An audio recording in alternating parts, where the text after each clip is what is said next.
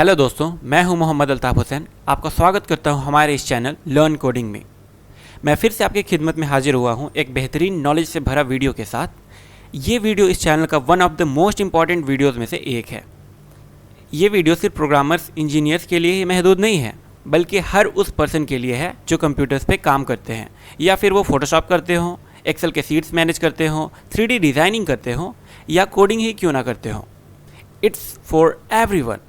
आज के सेशन में मैं कवर करूंगा introduction to Git, 3 stage architecture, Git के साथ कैसे काम करना है, लॉग एंड गिट डिफ क्या होते हैं, इसके अंदर कैसे ब्रांच क्रिएट करते हैं और उसे मर्ज कैसे करते हैं, मर्ज करने के दौरान अगर कोई कॉन्फ्लिक्ट्स आता है तो उसे रिजॉल्व कैसे करते हैं। इसके अलावा देखेंगे git ignore, git tag, git aliases and git stats क्या होती हैं, और फाइनली देखेंगे कि रिमोट रिपोजिटरी के साथ हम लोग काम कैसे करते हैं। So let's get started. तो सबसे पहले मैं आप लोगों को गिट से तारुफ करवा दूं। गिट को लाइनस टोरवाल्ड्स ने लिनक्स कर्नल के डेवलपमेंट के दौरान बनाया था, आज से तकरीबन 16 साल पहले। अगर आपसे कोई पूछता है कि गिट क्या है, तो एक लाइन में आप उसे जवाब दे सकते हैं कि गिट एक वर्जन कंट्रोल सिस्टम है। अब ये वर्जन कंट्रोल सिस्टम क्या होता है, आइए इसे प्रॉब्लम के थ्रू समझते हैं। सपोज किसी क्लाइंट को कोई प्रोजेक्ट डेवलप करवाना है, वो मेरे पास आया और उसने मेरे सामने अपने प्रस्ताव रखे कि मुझे एक ऐसा प्रोजेक्ट चाहिए, इसके अंदर ये फंक्शनलिटी होना चाहिए। मैंने बोला ठीक है, मैं ये प्रोजेक्ट करके आपको तकरीबन 1 महीने के अंदर दे दूंगा। ठीक है, मैंने प्रोजेक्ट पे काम करना स्टार्ट कर दिया। तकरीबन मैंने हंड्रेड्स ऑफ फाइल्स डेवलप किए, उसके अंदर मैंने 1000 लाइन ऑफ कोड्स भी लिख दिए। ठीक है, मैंने जब प्रोजेक्ट क्लाइंट को दिखाया, उसने बोला ठीक है, ये प्रोजेक्ट देखने में तो अच्छा लग रहा है, लेकिन आप इसके अंदर ये 2 फंक्शनलिटी और भी ऐड कर देते तो अच्छा होता। उसने मुझे बोला कि ये जो कलर आपने ग्रीन में रखा है ना, आप उसे रेड कर दीजिए, और ऐसे करके उसने 2-3 चेंजेस और भी मुझे सजेस्ट किए। मैंने बोला ठीक है, मैं कर दूंगा, मुझे 2 दिन का और टाइम चाहिए। मैं फिर से काम करने लग गया। ठीक है, 2 दिन के बाद मैंने वो प्रोजेक्ट फिर से क्लाइंट को दिखाया। ठीक है, उसने बोला ठीक है, यहाँ तक भी ठीक है, अब आप काम करो, इसके अंदर 2 फंक्शनलिटी और ऐड कर दो। ठीक है, और ये जो कलर आपने रेड किया था ना, इसे ब्राउन कर दो। और इसके अलावा उसने 2-3 फंक्शनलिटी मुझे और भी ऐड करने को कहा। मैंने बोला ठीक है, मुझे अगेन 5 डेज़ का टाइम चाहिए। मैंने 5 डेज़ लिया और वो उस प्रोजेक्ट को मैंने कंप्लीट कर दिया। ठीक है, अब जब मैं तीसरे बार क्लाइंट को प्रोजेक्ट दिखाया तो उसने मुझे बोला कि भैया ये तो मुझे सही नहीं लग रहा है, आप जो फर्स्ट टाइम में मुझे प्रोजेक्ट दिखाया था ना, खुद से जो आपने बनाया था, मैंने कोई चेंजेस आपको सजेस्ट नहीं किया था, उस वक्त का जो आपका वर्जन, तो जो पहला वर्जन आपने मुझे दिखाया था प्रोजेक्ट का, मुझे वही चाहिए। अब जब उसने ऐसा कहा मुझसे, मैं तो सोच में पड़ गया कि ओ माय गॉड, मैंने तो वो वर्जन कहीं स्टोर करके रखा ही नहीं। और वैसे भी मुझे क्या करना चाहिए था, क्या मैं हर एक वर्जन को सेपरेट अलग अलग फोल्डर में रखता कि पहले टाइम मुझे क्लाइंट्स ने क्या चेंजेस करने को कहा, उसे एक अलग फोल्डर में सेव करके रखते हैं, फिर दूसरे टाइम मुझे क्लाइंट ने क्या चेंजेस करने को कहा, उसे एक अलग फोल्डर में करके रखते हैं। तो ये मेरे लिए काफ़ी ज़्यादा कॉम्प्लेक्स हो जाएगा, बहुत ज़्यादा मुश्किल है। तो फिर इसका क्या सॉल्यूशन है? इसी चीज़ को रिजॉल्व करने के लिए वर्जन कंट्रोल सिस्टम आया। ठीक है, आइए से एक एग्जांपल के थ्रू समझते हैं। सपोज करें कि मैं एक पेंटर हूँ, कंप्यूटर्स पे पेंटिंग करता हूँ। ठीक है, मैं चला एक बहुत ही अच्छा लैंडस्केप क्रिएट करने। ठीक है, चलिए क्रिएट करते ही है।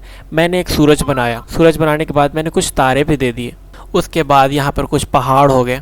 ठीक है, यहाँ से नदी भी बह रही है ना। तो मैंने ऐसा करके कुछ एक पेंटिंग क्रिएट किया। ठीक है, यहाँ से नदी बह रही है। मैंने इसे सेव कर लिया। सेव करने के बाद इसे क्लोज कर दिया। ठीक है, क्लोज कर दिया। अब मैं दोबारा से अपने पेंटिंग ओपन करता हूँ। ठीक है, और फिर से मेरे दिमाग में कुछ आइडिया आया। मैंने सोचा अरे यार, मैंने तो चिड़िया बनाया ही नहीं। ठीक है, तो चलो फिर मैंने कुछ इस पर चिड़िया भी ऐड कर दिए। मैंने 2 चिड़िया बना दी। फिर मुझे आइडिया आया, यार ये स्टार है ना, नहीं होना चाहिए, जब धूप निकली हुई होगी तो स्टार कैसे दिखाई देंगे। ठीक है, फिर मेरे दिमाग में ये आइडिया आया, मैंने इन दोनों स्टार को हटा दिया। ठीक है, मैं इन दोनों स्टार को हटा दिया। मैंने इस फाइल को फिर से सेव किया और अपने प्रोग्राम को क्लोज कर दिया। फिर मैं 4 दिन के बाद फिर से अपने पेंटिंग को स्टार्ट किया जब मुझे टाइम मिला, और मैं देखता हूँ कि ये चिड़िया भी मुझे पसंद नहीं आ रहा। ठीक है, फिर मैंने क्या किया, मैंने सोचा चलो ये चिड़िया को भी हटा देता हूँ। मैंने ये चिड़िया को भी हटाया और इसे सेव करके क्लोज कर दिया। फिर मैं कुछ दिनों के बाद जब इस फाइल को ओपन किया तो मुझे लग रहा है कि ये उतना कोई खास नहीं लग रहा है, यहाँ पर ना कुछ स्टार्स होने चाहिए थे, जैसे कि मैंने सबसे पहले वाले वर्जन में बनाया था। यहाँ एक सूरज भी था, 2 स्टार्स भी थे। अब मैं क्या करूँगा, मेरे पास तो कोई ऑप्शन ही नहीं बचा। मैंने बहुत ही मेहनत से ये पेंटिंग क्रिएट किया था। ठीक है, अब मैं वापस पुराने समय में तो जा नहीं सकता, ये तो पॉसिबल है नहीं रियल लाइफ में। मुझे उम्मीद है आप लोगों को प्रॉब्लम आप लोगों को समझ में आ गया। ठीक है, इसी चीज़ को रिजॉल्व करता है वर्जन कंट्रोल सिस्टम। गिट एक वर्जन कंट्रोल सिस्टम है। गिट और भी बहुत सारी फंक्शनलिटी को प्रोवाइड करता है। गिट की मदद से हम लोग मल्टीपल वर्जन को स्टोर तो करके रख ही सकते हैं, इसके अलावा एक साथ मल्टीपल यूज़र भी इस पर काम कर सकते हैं। यानी मान लो मेरे पास एक बहुत बड़ा प्रोजेक्ट है, ठीक है, कुछ पार्ट मैं करूँगा, कुछ पार्ट मेरा फ्रेंड्स करेंगे, ऐसा करके हमने कुछ काम बांट लिए ग्रुप ऑफ पीपल्स में, ठीक है। तो गिट हम लोगों को अलाउ करता है कि मल्टीपल यूज़र एक ही प्रोजेक्ट पे काम कर सकते हैं, ठीक है। और ये ट्रैक करके भी रखता है फाइल्स का इन्फॉर्मेशन कि किस फाइल को कौन सी यूज़र ने क्रिएट किया है, कब क्रिएट किया है, ठीक है, और उसके अंदर क्या चेंजेस किए हैं, ठीक है। ये सारा चीज़ का इन्फॉर्मेशन स्टोर करके रखता है गिट। गिट रियली एक awesome टूल है। तो आइए इसे यूज करना स्टार्ट करते हैं। बट वेट अ सेकेंड, हमने तो गिट इंस्टॉल ही नहीं किया। तो आइए देखते हैं कि गिट कैसे इंस्टॉल करते हैं। अगर आप एक लिनक्स यूज़र हैं तो आप अपनी टर्मिनल पे जाने के बाद लिख सकते हैं sudo apt install git -y। मैं अपना टर्मिनल ओपन करता हूँ और लिखता हूँ sudo apt install git -y। जैसे इंटर में हिट करूँगा मेरा गिट इंस्टॉल हो जाएगा। गिट मेरे कंप्यूटर में पहले से ही है, आप देख सकते हैं। Git is already the newest version, ठीक है। अगर आप मैक या फिर विंडोज़ यूज़र हैं तो आपको गूगल पे जा करके बस सर्च करना होगा गिट। आइए मैं आपको दिखाता हूँ आप ये कैसे कर सकते हैं। आप अपने ब्राउज़र पे जाएं और सर्च करें गिट, ठीक है। गिट सर्च करने के बाद जो आपको पहला लिंक दिखाई देगा डाउनलोड का, उस पर क्लिक करना है, ठीक है। डाउनलोड पे क्लिक करने के बाद ये आपसे पूछेगा कि आप मैक यूज़र हैं या विंडोज़ यूज़र हैं या फिर लाइनक्स यूज़र है। अगर आप विंडोज़ यूज़र हैं तो आपको विंडोज़ पे क्लिक करना है, ये डाउनलोडिंग आपका स्टार्ट हो जाएगा। अगर आप मैक यूज़र है तो मैक ओएस पे क्लिक करना है, आपका गिट डाउनलोड हो जाएगा। गिट डाउनलोड होने के बाद आप उस फाइल पे डबल क्लिक करें, नेक्स्ट करके गिट को इंस्टॉल कर लें, जैसा कि आप अदर्स प्रोग्राम को इंस्टॉल करते हैं अपने कंप्यूटर में। गिट को इंस्टॉल करना बेहद ही आसान है, so no worry about that, ठीक है। एक बार जब इंस्टॉलेशन आपका कंप्लीट हो जाए तो आप गिट का वर्जन चेक कर सकते हैं। गिट का वर्जन चेक करने के लिए हम लोग लिख सकते हैं गिट -वर्जन। मैं आपको दिखाता हूँ, मैं यहाँ लिखता हूँ गिट -वर्जन, ठीक है। आप देख सकते हैं मैं ये वर्जन गिट का यूज़ कर रहा हूँ 2.25.1। Well done. अब हम लोग गिट यूज़ कर सकते हैं।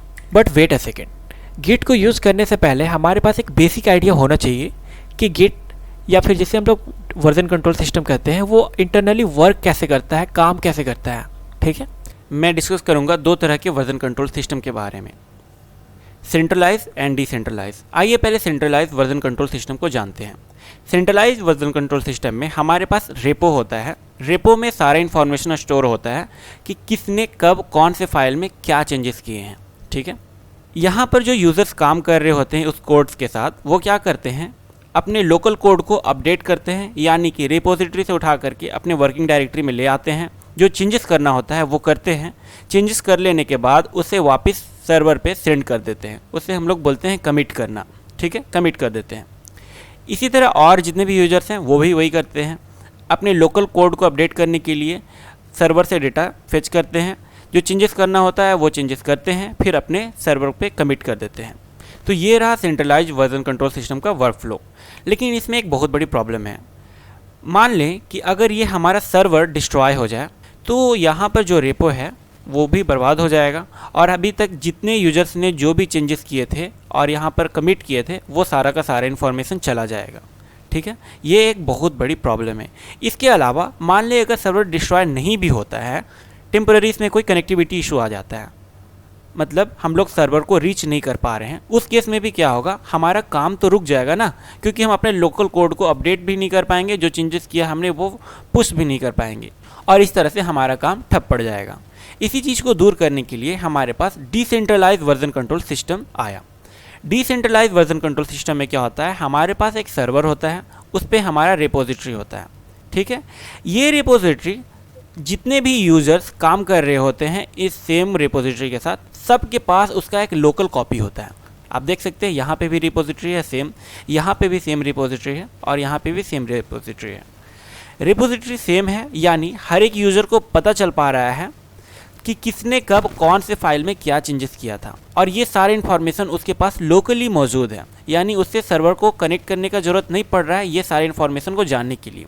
अभी यूज़र ए क्या करेगा, अपने वर्किंग डायरेक्टरी को अपडेट करेगा लोकली, क्योंकि उसके पास रिपोजिटरी का एक कॉपी है। उसे जो चेंजेस करना होगा वो करेगा, चेंजेस कर देने के बाद अपने रिपोजिटरी में कमिट कर देगा, ठीक है। इसी तरह यूज़र बी यूज़र सी भी करेंगे। ठीक है। जब वो लोकली अपने रिपोजिटरी को अपडेट कर देंगे, जब भी इन्हें टाइम मिलेगा, ठीक है, अपने सर्वर पे ये सेम रिपोजिटरी को पुश कर देंगे, ठीक है। ये सर्वर भी अपडेट हो जाएगा। नेक्स्ट टाइम जब यूज़र भी सेम रेपो के साथ काम करना चाहेगा, वो क्या करेगा, एक बार अपने सर्वर से डेटा को पुल कर लेगा, ठीक है। पुल करने के बाद जो भी चेंजेस करना होगा वो लोकली वो चेंजेस कर लेंगे। चेंजेस करने के बाद अपने रिपोजिटरी को कमिट कर देंगे, उसके बाद सेम रेपो को सर्वर पे पुश कर देंगे, ठीक है। तो ये है डिस्ट्रीब्यूटेड वर्जन कंट्रोल सिस्टम का वर्कफ्लो। इसमें आप देखिए, अगर हमारा मेन सर्वर किसी वजह से डिस्ट्रॉय हो जाता है, ठीक है, हमारे पास लोकली इसका कॉपी तो अवेलेबल है, कंप्यूटर ए के पास भी है, कंप्यूटर बी के पास भी है एंड कंप्यूटर सी के पास भी है।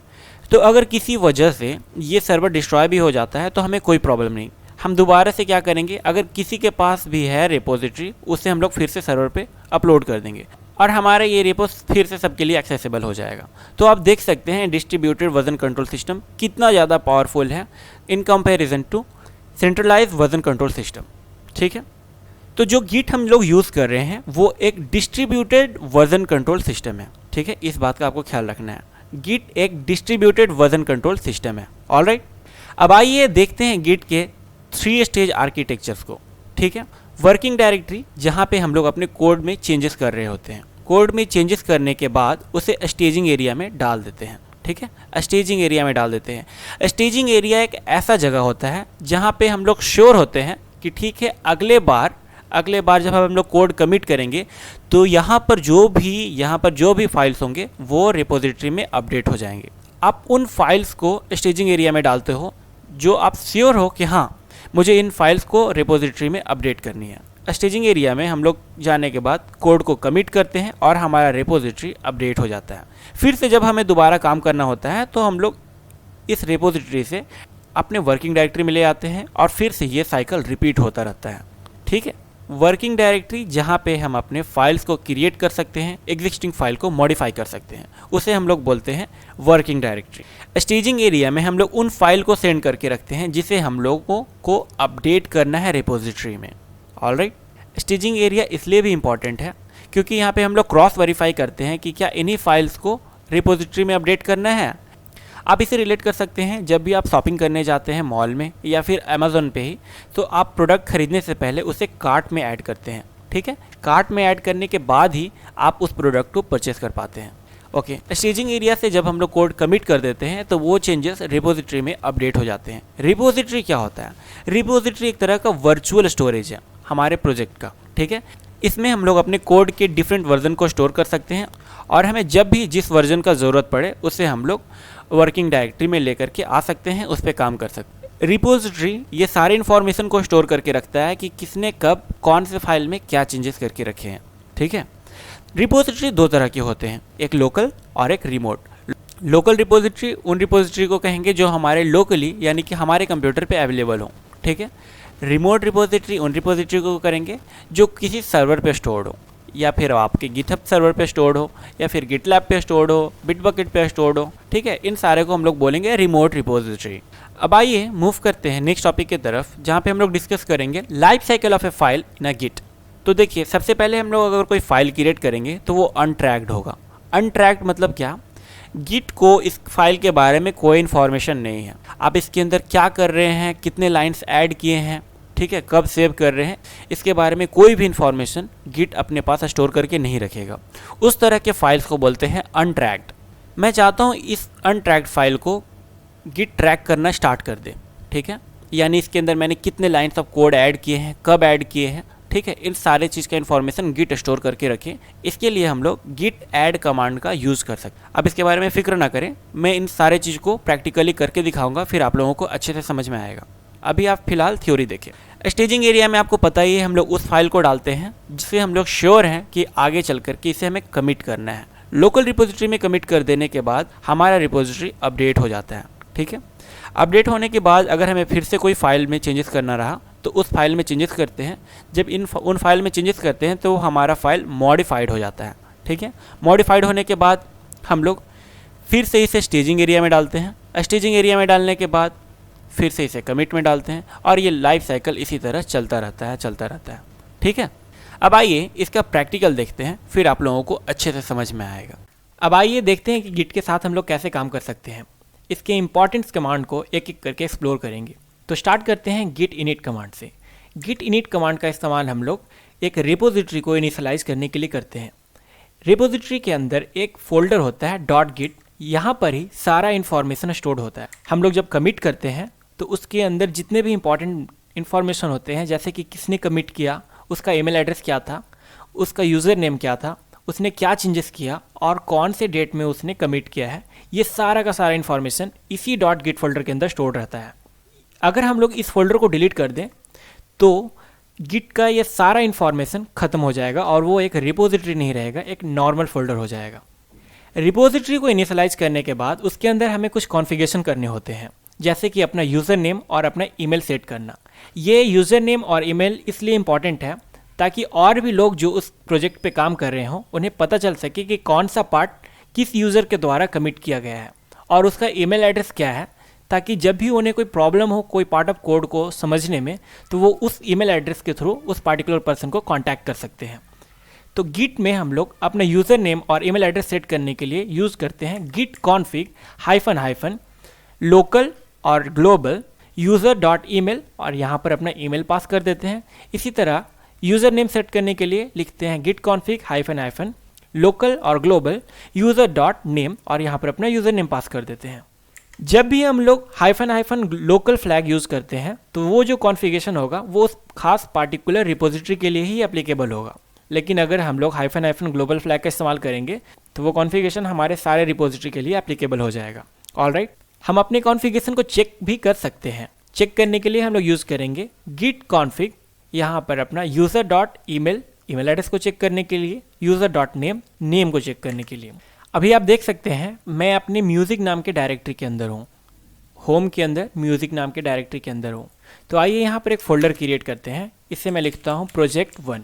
इसके अंदर मैं अपने टर्मिनल को ओपन कर लूँगा। मैं अपना टर्मिनल ओपन करता हूँ और इस फोल्डर के अंदर नेविगेट करता हूँ। मैं अपने म्यूज़िक डायरेक्टरी के अंदर प्रोजेक्ट 1 नाम के फ़ोल्डर के अंदर आ जा रहा हूँ। ठीक है, अभी ये एक नॉर्मल सा फोल्डर है। अगर मैं चाहता हूँ कि एक रिपोजिटरी बन जाए तो इसके लिए हम लोगों को इस फोल्डर को इनिशियलाइज करना होगा। ठीक है, उसे हम लोग कर सकते हैं git init कमांड के थ्रू। git init जैसे ही करूँगा मैं, आप देख सकते हैं .git नाम का एक फ़ोल्डर बन चुका है। इसके अंदर सारा का सारा इन्फॉर्मेशन स्टोर्ड होगा जो भी हम लोग चेंजेस करेंगे इस पार्टिकुलर फोल्डर के अंदर। ऑलराइट, मैंने आप लोगों को बताया रिपोजिटरी को इनिशियलाइज करने के बाद हमें वहाँ पर अपना email end user name set करना होता है। इसके लिए हम लोग यूज़ कर सकते हैं git config कमांड का। तो आइए सेट करते हैं अपना email address end user name. git config -local user.name Altaf. ठीक है, अभी मेरा नेम सेट हो गया है। इसी तरह अपना ईमेल एड्रेस भी सेट कर सकते हैं। इसके लिए हम लोग लिखेंगे git config -local user.email और यहाँ पर अपना ईमेल एड्रेस सेट कर देंगे। ठीक है, इस कॉन्फ़िगरेशन को चेक करने के लिए हम लोग क्या कर सकते हैं, हम लोग लिखेंगे git config user.email। इससे हमें हमारा ईमेल एड्रेस पता चल जाएगा। आप देख सकते हैं ये है हमारा ईमेल एड्रेस। इसी तरह नेम भी चेक कर सकते हैं user.name की मदद से। ठीक है, गिट स्टेटस का इस्तेमाल हम लोग रिपोजिटरी का स्टेटस चेक करने के लिए करते हैं, जैसे कि कौन से फाइल मॉडिफाइड है, कौन सा फाइल अनट्रैक्ड है, कौन सा फाइल ट्रैक्ड है, वगैरह वगैरह। -s फ्लैग हम लोगों को यही सारी इन्फॉर्मेशन शॉर्ट फॉर्म में दिखाता है। गिट ऐड की मदद से हम लोग हमारे जो फाइल्स वर्किंग डायरेक्टरी के अंदर हैं उसे हम लोग स्टेजिंग एरिया में भेज सकते हैं। और अगर हमने फाइल कोई फर्स्ट टाइम क्रिएट करके रखा है और वो अनट्रैक्ड है तो उसे भी हम लोग ट्रैकिंग लिस्ट में ऐड कर सकते हैं। स्टेजिंग एरिया क्या होता है मैंने आप लोगों को बताया था। जैसे हम लोग कोई सामान खरीदने जा रहे हैं मॉल में या फिर अमेज़न पे ही, तो वहाँ पे हम लोग ऐड टू कार्ट करते हैं। ऐड टू कार्ट करने के बाद ही हम लोग उस प्रोडक्ट को परचेस कर सकते हैं। इसी तरह स्टेजिंग एरिया में हम लोग उन फाइल को ऐड करते हैं जिससे हम लोग श्योर हैं कि आगे चल के मुझे इस फाइल को कमिट कर देना है, यानी कि उन मॉडिफिकेशन को अपने रिपोजिटरी के अंदर अपडेट कर देना है। तो स्टेजिंग एरिया में अपने फाइल्स को मूव करने के लिए या ऐड करने के लिए हम लोग यूज़ कर सकते हैं git add कमांड का। अगर हम सारे फाइल्स को एक साथ ही स्टेजिंग एरिया में ऐड करना चाहते हैं तो उसके लिए हम लोग यूज़ करेंगे git add dot। आइए देखते हैं ये कैसे कर सकते हैं। मैंने आप लोगों को बताया था कि गिट स्टेटस की मदद से हम लोग चेक कर सकते हैं कि हमारा जो करंट रिपोजिटरी है उसका स्टेटस क्या है, क्या कोई नया फाइल क्रिएट हुआ है या फिर किसी फाइल के अंदर मॉडिफिकेशन हुआ है। ये सारा इन्फॉर्मेशन हम लोग चेक कर सकते हैं गिट स्टेटस की मदद से। तो आइए देखते हैं गिट स्टेटस एग्जीक्यूट करके। अभी देखिए इसके अंदर कोई भी चीज़ नहीं है, इसलिए यहाँ पर ये बता रहा है नो कमिट्स येट, यानी कि मैंने भी तो कोई कमिट भी नहीं किया है। ठीक है, कोई नया फाइल इसके अंदर ऐड भी नहीं हुआ है जिसे मुझे कमिट करना है। ठीक है, कोई मॉडिफाइड फाइल भी नहीं है, कुछ भी इसके अंदर अभी मौजूद नहीं है। ठीक है, यानी एवरीथिंग इज क्लीन। अब आइए इसके अंदर एक नया फाइल क्रिएट करते हैं। ठीक है, मैं एक छोटा सा लैंडस्केप क्रिएट करता हूँ। ठीक है, मैंने यहाँ पे एक छोटा सा लैंडस्केप क्रिएट किया है। अब इसे मैं सेव करता हूँ लैंडस्केप के नाम से। अब मैंने इसे सेव कर लिया। ठीक है, मैंने इसे सेव कर लिया। आप देख सकते हैं यहाँ पर ये लैंडस्केप मेरा सेव हो चुका है। अभी चेक करते हैं गिट स्टेटस को। मैं यहाँ लिखता हूँ गिट स्टेटस। आप देख रहे हैं ये गिट मुझे बता रहा है कि एक फ़ाइल यहाँ पर ऐड हो चुका है, लेकिन गिट के पास उसका कोई भी इन्फॉर्मेशन नहीं है, यानी कि वो एक अनट्रैक्ड फाइल है। यानी गिट इस फाइल को ट्रैक नहीं करेगा। आप इसके अंदर क्या चेंजेस करते हो, कब मॉडिफिकेशन करते हो, कौन करता है इसके अंदर मॉडिफिकेशन, इसका कोई भी इन्फॉर्मेशन गिट अपने पास स्टोर करके नहीं रखेगा। अगर आप चाहते हैं इस फाइल को गिट ट्रैक करना शुरू कर दे, तो उसके लिए आपको इसे स्टेजिंग एरिया में पहले सेंड करना होगा। स्टेजिंग एरिया में सेंड करने के लिए मैंने आपको बताया था गिट ऐड कमांड का यूज़ करते हैं। अभी मैं यहाँ लिखता हूँ गिट ऐड और मेरा फाइल का नेम है landscape.odg।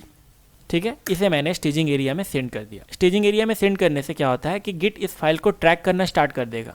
ठीक है, अब इसके अंदर मैं कभी भी मॉडिफिकेशन करूँगा तो गिट इसका खबर रखेगा कि हाँ आपने इतने तारीख को इसमें ये मॉडिफिकेशन किया है, क्या मॉडिफिकेशन किया है, सारे इन्फॉर्मेशन गिट अपने पास रखेगा।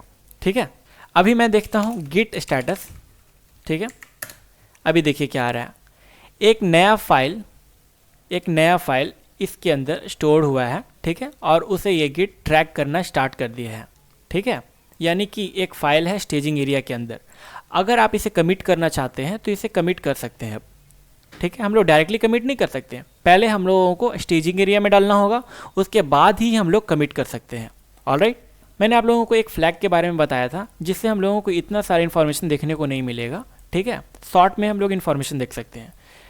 मैं आपको दिखाता हूँ कैसे कर सकते हैं। गिट स्टेटस -s फ्लैग क्या करता है, हमें शॉर्ट में इन्फॉर्मेशन को दिखाता है। अभी देखिए क्या बता रहा है यहाँ पर, एक फ़ाइल है स्टेजिंग एरिया में, उसका नाम है landscape.odg। अगर मैं यहाँ पर एक और फाइल क्रिएट कर लूँ, मैं यहाँ लिखता हूँ touch text file.txt। ठीक है, एक और फाइल यहाँ पे क्रिएट हो गया। अभी हम लोग गिट स्टेटस एस करते हैं।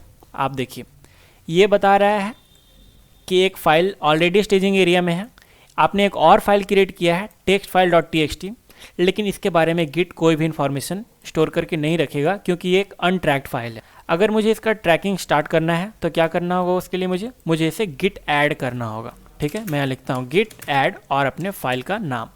ठीक है, अभी हम लोग फिर से देखते हैं गिट स्टेटस। ठीक है, ये बता रहा है कि एक नया फाइल जो आपने क्रिएट किया था वो भी स्टेजिंग एरिया में आ चुका है। अब आप ये जान चुके हैं कि किस तरह से हम लोग स्टेजिंग एरिया में किसी भी फाइल को मूव करते हैं। ठीक है, अब आइए देखते हैं कि कैसे कमिट कर सकते हैं। गिट में कमिट करने के लिए हम लोग यूज़ करेंगे गिट कमिट कमांड का। ठीक है, गिट कमिट -m और यहाँ पे हमारा मैसेज होगा। गिट कमिट कमांड की मदद से हम लोग अपने रिपोजिटरी का एक स्नैपशॉट ले सकते हैं अलॉन्ग विद द टाइमलाइन, कितने बजे कौन सी यूजर ने क्या कमिट किया है। स्नैपशॉट बताता है कि उस वक्त उस पार्टिकुलर टाइम में हमारा रिपोजिटरी किस तरह से दिखाई दे रहा था, उसके अंदर कौन कौन से फाइल्स थे। तो आइए देखते हैं हम लोग प्रैक्टिकली गिट कमिट कैसे कर सकते हैं।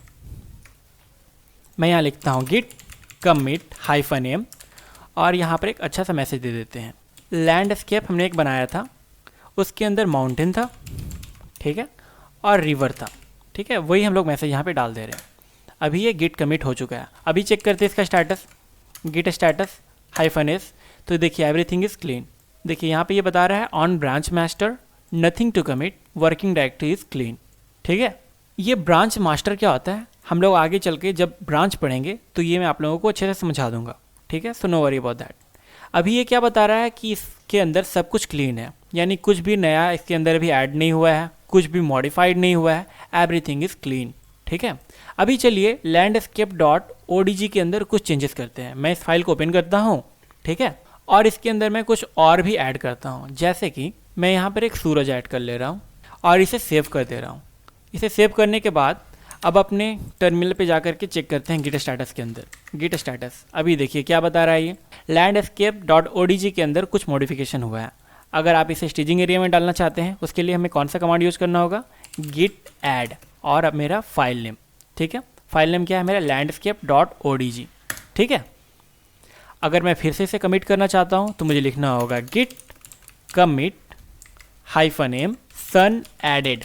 ठीक है, इसके अंदर मैंने क्या किया, एक sun ऐड किया है। ठीक है, अब ये कमिट हो चुका। अभी देखते हैं गिट स्टेटस क्या बताता है। गिट स्टेटस अभी ये बता रहा है सब कुछ फिर से क्लीन है। आपने उसका स्नैपशॉट ले लिया, जैसे ही हमने कमिट किया ना उसका मैंने स्नैपशॉट ले लिया।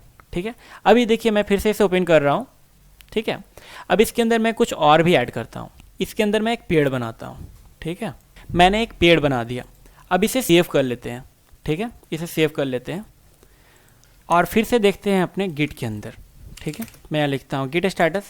अभी ये बताएगा ये फाइल फिर से मॉडिफाई किया गया है।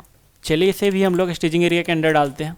ठीक है, और इसे कमिट करते हैं। गिट कमिट करने के लिए मैंने आप लोगों को बताया था गिट कमिट -m, और यहाँ पे आपको जो भी मैसेज देना है, मैं यहाँ पे एक अच्छा सा मैसेज देता हूँ। मैं यहाँ लिख रहा हूँ ट्री एडेड इन लैंडस्केप। ठीक है, अभी मैं गिट स्टेटस करके दिखाता हूँ। ठीक है, गिट स्टेटस में क्या बता रहा है, nothing to commit, working tree is clean. ठीक है, अभी देखिए मैं landscape.odg को अगर ओपन करता हूँ तो ये है मेरा अभी पेंटिंग। ठीक है, अभी मैं आपको अच्छे से समझा पाऊँगा कि स्नैपशॉट क्या होता है। देखिए सबसे स्टार्टिंग में मेरे पास क्या था, एक पहाड़ था। ठीक है, और यहाँ से एक नदी बह रही थी, उसके अलावा और कुछ भी तो नहीं था ना। अगर मैं चाहता हूँ कि सबसे पहला जो मेरा वर्जन था यहाँ पर सिर्फ पहाड़ था और नदी बह रही थी, मुझे उस सिचुएशन में जाना है, यानी उस वक्त का जो स्नैपशॉट है मुझे वो यहाँ पर स्क्रीन पे लेकर के आना है, तो वो भी हम लोग कर सकते हैं। अभी मैं आपको प्रैक्टिकली करके दिखा रहा हूँ 2-3 चीज़ें, उसके बाद मैं इसका थ्योरी बताऊँगा ताकि आप लोगों को स्नैपशॉट क्या होता है ये अच्छे से समझ में आ जाए। ठीक है, स्नैपशॉट को आप वर्जन की तरह भी समझ सकते हैं। जो मेरा पहला वर्जन था मेरे प्रोजेक्ट का, जहाँ पर सिर्फ पहाड़ था और एक सूरज था, मुझे उस वर्जन में जाना है। ठीक है, अभी तक हमने जितने भी कमिट किए हैं वो सारा इन्फॉर्मेशन चेक करने के लिए हम लोग यूज कर सकते हैं गिट लॉग कमांड का। आप देख सकते हैं यहाँ पर गिट लॉग एग्जीक्यूट करने पे कुछ इन्फॉर्मेशन यहाँ पे आ रहे हैं। यहाँ पर आपको सबसे पहले मैसेज दिखाई दे रहा होगा ट्री एडेड इन लैंडस्केप। ठीक है, सन एडेड। इसके पहले वाले स्टेट में क्या था, लैंडस्केप माउंटेन रिवर। मुझे इस स्टेट में अगर जाना है, ठीक है, मुझे इस स्टेट में अगर जाना है तो मुझे ये चेकसम का ज़रूरत पड़ेगा। ठीक है, मैं इस चेकसम को कॉपी कर ले रहा हूँ। ठीक है, और अगर मुझे उस पोजीशन पे जाना होगा, उस सिचुएशन में जाना होगा या उस वर्जन में मुझे जाना होगा तो हम लोग लिख सकते हैं यहाँ पर गिट चेकआउट, यहाँ पर अपना चेकसम डाल देंगे। अब अगर इस फाइल को मैं ओपन करूँगा तो आप देख सकते हैं यहाँ पर सिर्फ पहाड़ है और नदी है।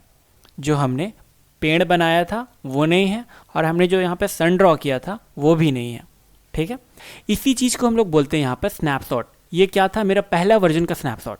ठीक है, अगर मुझे सेकंड वर्जन पे जाना होगा तो सेकंड वर्जन पे भी जा सकते हैं, लेटेस्ट वर्जन पे आना होगा तो लेटेस्ट वर्जन पे भी आ सकते हैं। अभी मैं आपको लेटेस्ट वर्जन पे आकर के दिखाता हूँ। मैं यहाँ लगता हूँ गिट चेकआउट मास्टर। ठीक है, ये मास्टर क्या होता है, चेकआउट क्या होता है, अभी हम लोग थोड़ी देर में इसे डिस्कस करेंगे, नो वरी अबाउट दैट। ठीक है, अभी देखिए क्या हो गया, स्विच टू ब्रांच मास्टर। ठीक है, अभी इस फाइल को मैं ओपन करूँगा तो मुझे ये लेटेस्ट वाला दिखाई देगा। यहाँ पर हमारे पास पहाड़ भी है, सूरज भी है, पेड़ भी है। ठीक है, अब मैं अगर जाना चाहता हूँ सेकेंड वर्जन पे, सेकेंड वर्जन में हमारे पास क्या था, सेकेंड वर्जन में हमारे पास क्या था, ये पहाड़ था, ये नदी बह रहा था, उसके साथ साथ हमारे पास एक सूरज भी था। ठीक है, तो चलिए सेकेंड वर्जन पे भी जाके मैं आपको दिखाता हूँ। मैं यहाँ लिखता हूँ गेट लॉग। देखिए ये रहा हमारा सेकेंड वर्जन, मैंने यहाँ लिखा था सन एडेड। तो चलिए इस वर्जन पे जाने के लिए मैं इसे कॉपी करता हूँ उस चेकसम को। ठीक है, और मैं यहाँ लिखता हूँ गिट चेकआउट और उस चेकसम को यहाँ पे मैंने पेस्ट कर दिया। अब ये सेकंड वर्जन पे आ गया।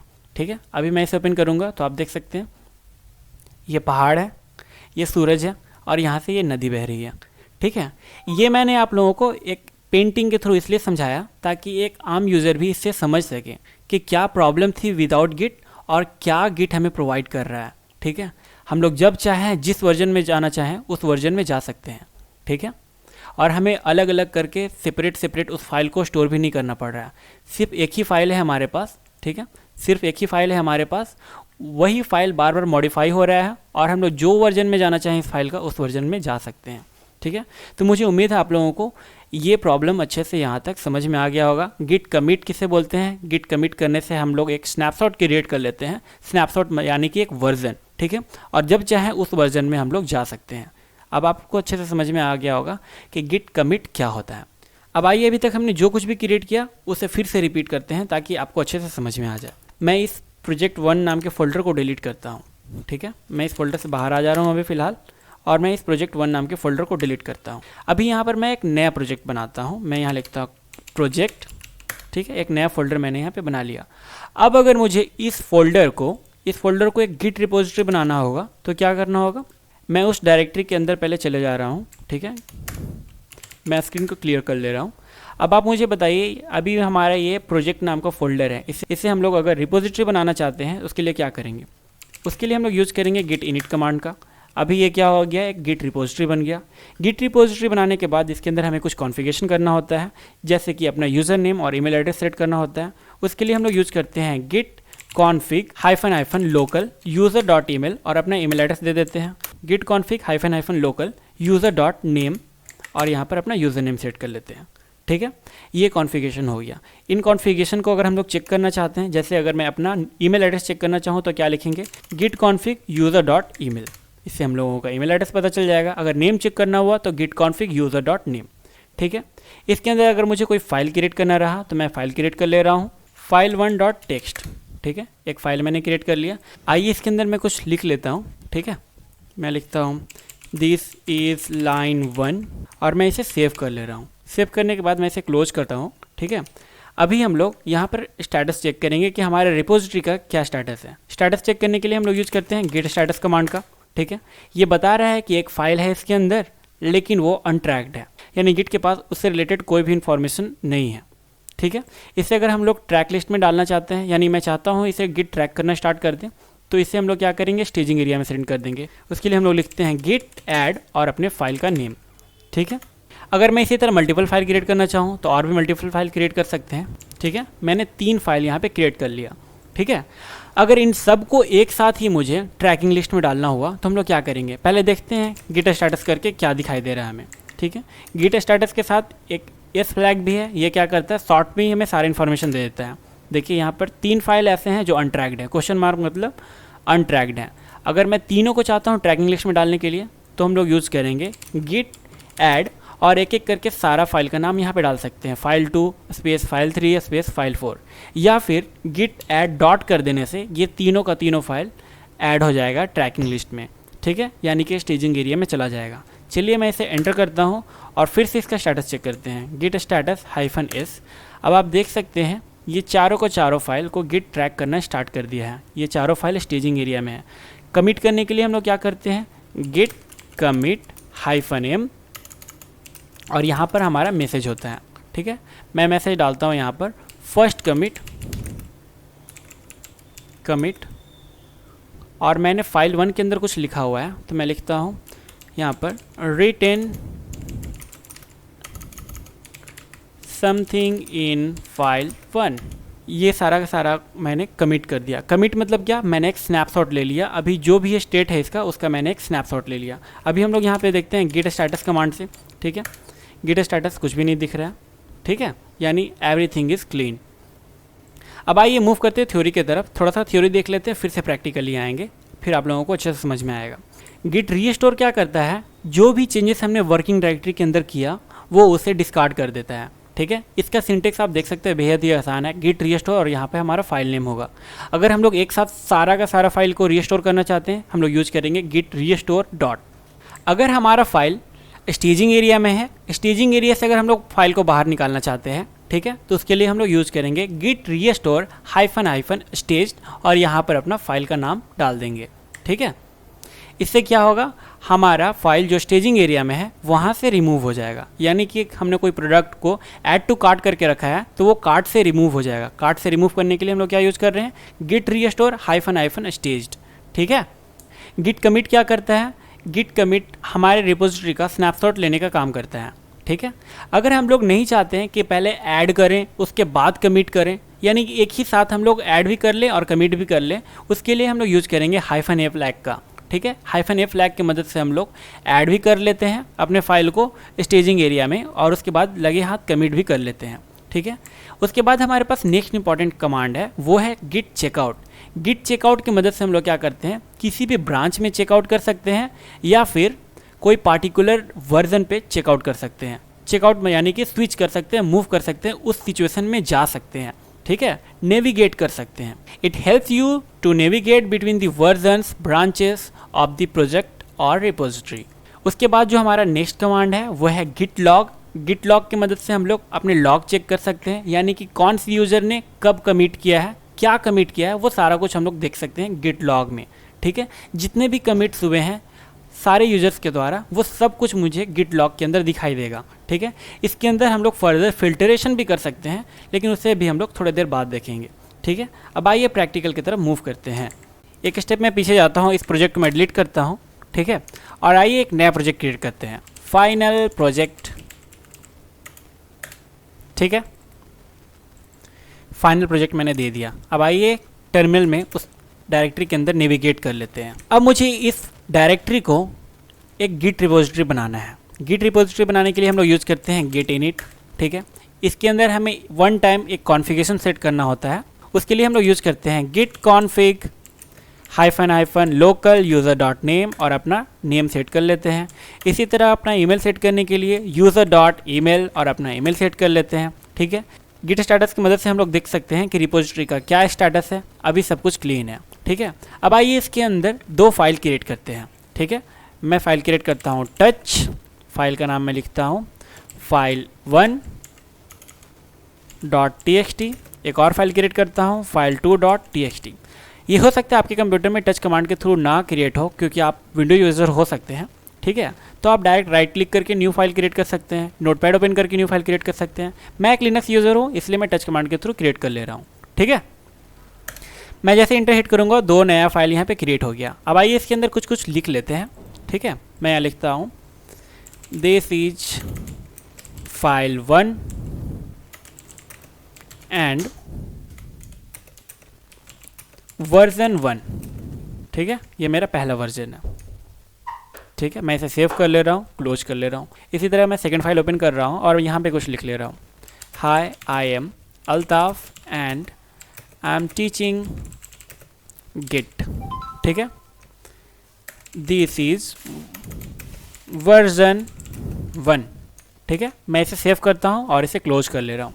अभी आइए गिट स्टेटस की मदद से देखते हैं कि रिपोजिटरी का स्टेटस क्या है। अभी देखिए इसने बताया 2 फाइल अनट्रैक्ड है। इसे ट्रैकिंग लिस्ट में डालने के लिए हम लोग यूज़ कर सकते हैं गिट ऐड डॉट। डॉट क्या करता है, जितने भी फाइल्स हैं उन सब को स्टेजिंग एरिया में डाल देता है, ठीक है। अभी देखते हैं गिट स्टेटस से, तो बता रहा है 2 फाइल स्टेजिंग एरिया में है, ठीक है।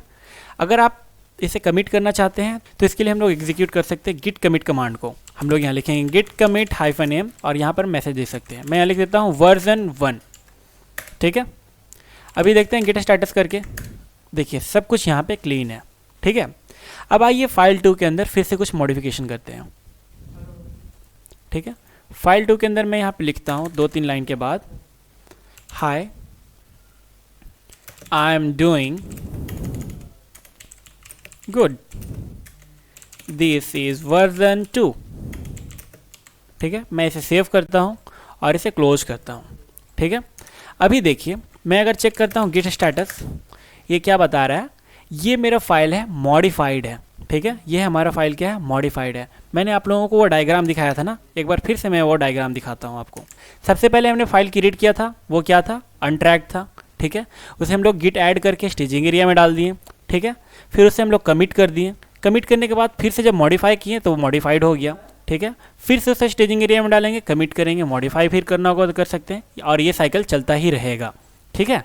अब इस मॉडिफाइड फाइल को हम लोग फिर से स्टेजिंग एरिया में डालते हैं। मैं लिखता हूँ गिट ऐड डॉट, ये स्टेजिंग एरिया में चला गया। हम लोग गिट स्टेटस की मदद से देख सकते हैं, ठीक है, स्टेजिंग एरिया में चला गया।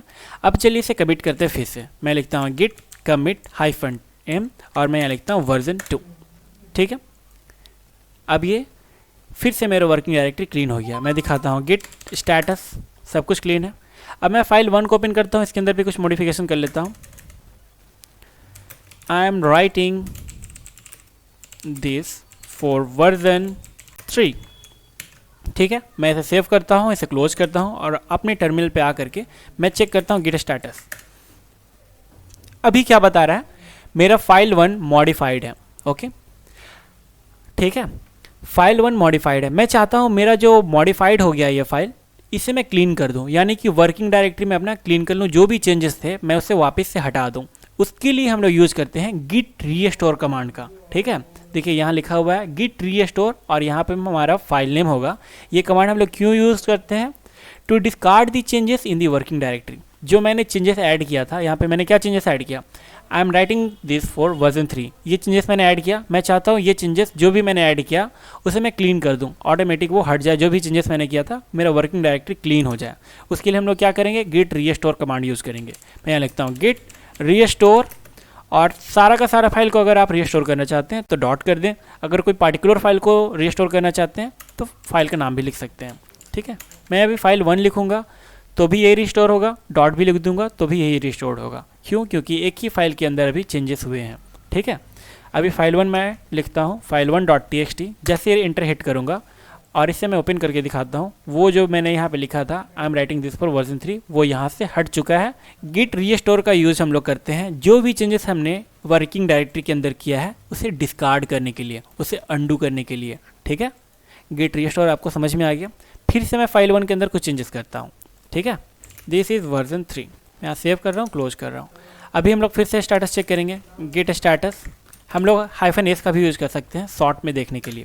अभी देखिए ये क्या बता रहा है, एम फॉर मॉडिफाइड, यानी फाइल 1 मॉडिफाइड है। अभी हम लोग क्या कर सकते हैं, इसे स्टेजिंग एरिया में ऐड कर सकते हैं या फिर डिस्कार्ड कर सकते हैं। डिस्कार्ड करने के लिए गिट रीस्टोर यूज़ करेंगे, स्टेजिंग एरिया में डालने के लिए गिट ऐड यूज़ करेंगे। अभी मैं इसे स्टेजिंग एरिया में डालना चाहता हूँ, मैं यहाँ लिख दूंगा गिट ऐड और फाइल का नेम भी लिख सकते हैं, डॉट भी लिख सकते हैं। अभी मैं फाइल का नेम लिख करके दिखा रहा हूँ आपको।